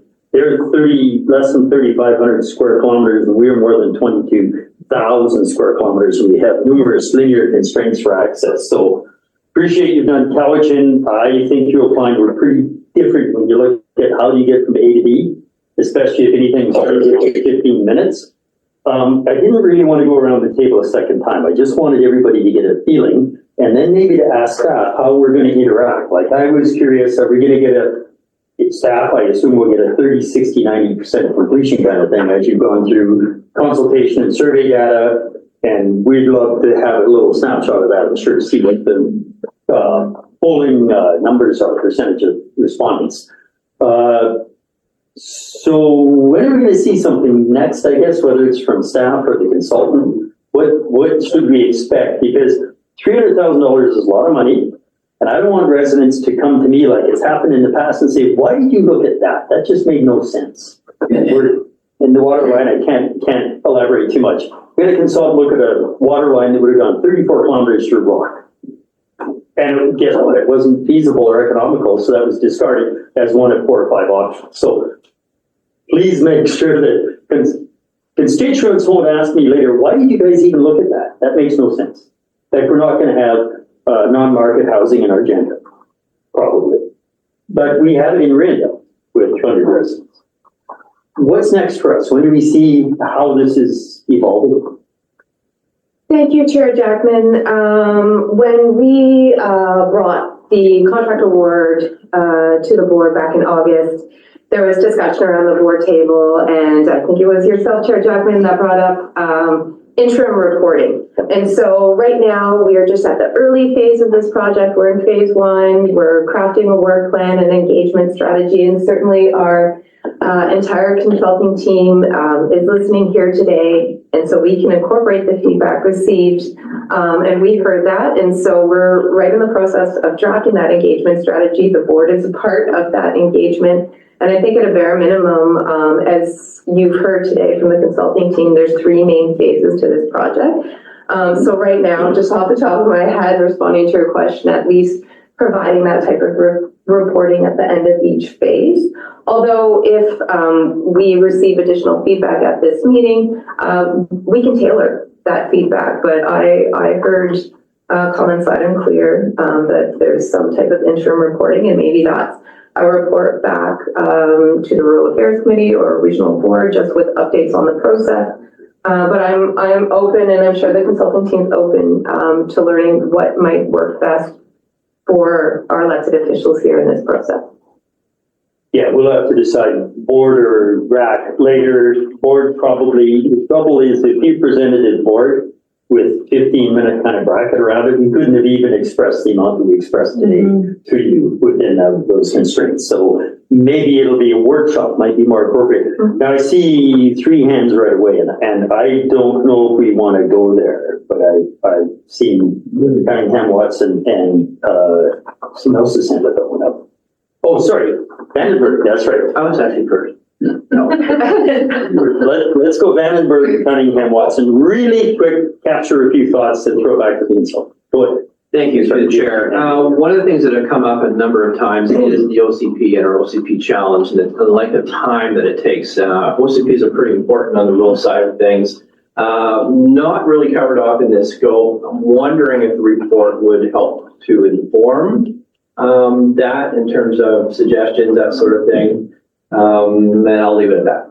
And on that, it might be like a sub-regional OCP approach that we've had some thoughts around. Dr. Cunningham. Yeah, thank you. I was looking over at an overall view. I hope that the report will be useful, because we've had too many of these studies in the past. I've been with the board 30 years. I'm sure I've seen 28 studies. And the great majority of them were done, inputted, worked on, all that, and at the end, filed someplace together. And so I really am looking forward to something that can be seen as useful for the communities that are my area, and I'm sure in the other directed areas. Number 1. Yep, thank you. Watson. Yeah, I think I want to just first note that the strong language in terms of not seeing the relevancy of this is not a reflection on the consultants. I get you were hard to do a job and you're doing it. So no personal notes for you, but I do want to say that had I seen that methodology before we said go ahead, I would have said no. What I'd like to request is a rurally applicable methodology that is not based on urban settings, so that it is relevant to our regional district and can be as useful as possible, not just in fringe areas, which are definitely important, but in the 60% of the area of the regional district that does not fall under geographically dense areas. So that's a specific request. Maybe that's a staff discussion. If you guys think your methodology could be tweaked, they say we're like 6-7 times the area of Cowichan Valley with a smaller population. So if there's a tweak to the methodology that made sense, I'm sure our planners are very familiar with how we are, how we live, and how we exist. So hopefully you'd be open to that at the outset. So any closing thoughts from our guests? Chair Jackman? Lockwood, yes. The timeline at the back, how is that changing? Because it's the end of October and, phase one would be done. So can we expect that to be what's going to come back either as a workshop Yeah, or? no, I just wanted to bring that up, so. Include, updating of the timeline in your conversation with staff. So to our guests, any final thoughts or words before we go grab a bite, eat and come back for our next meeting? Healthy or happy rather, sorry. No, I think that's really clear, and I really appreciate, again, the comments that were provided in this session. The Complete Communities manual that was provided by UBCM as part of this grant process does have some information on, what rural means and how to assess rural communities in a different way, in a different manner. And that's certainly something that we are aware of and can also integrate into this process as we would have otherwise. So we hear you, and we'll certainly do our best to adapt or tweak our process and our diagrams to be as mindful and respectful to those rural communities. Absolutely. We appreciate that. Again, thanks for being available for this format and waiting while we did our regular business, because all of our residents, sometimes those conversations take a lot of time. We look forward to seeing your results of your phase one, or as that evolves. Afi wanted to say something, if I said. Oh, go ahead. Sorry. No, that's okay. I just was essentially mirroring what Patrick said, which is just a thank you again for meeting with us. The feedback is super helpful and appreciated. We don't want to be, carrying out any of this work without speaking with you folks. Like Patrick had mentioned previously, obviously we are not from the RDCK, and we don't presume to act like we know what's going on there, what's best for the residents. And that's why it's really valuable and appreciated that you folks are willing to speak with us today. Yeah. Thanks again. Thank you. So I guess at this point, I would entertain a motion to adjourn. So move. Without objection, we are adjourned. Thanks everybody for participation today. We got 40 minutes to grab a bite to eat and back to it. Thanks. Thank you very much.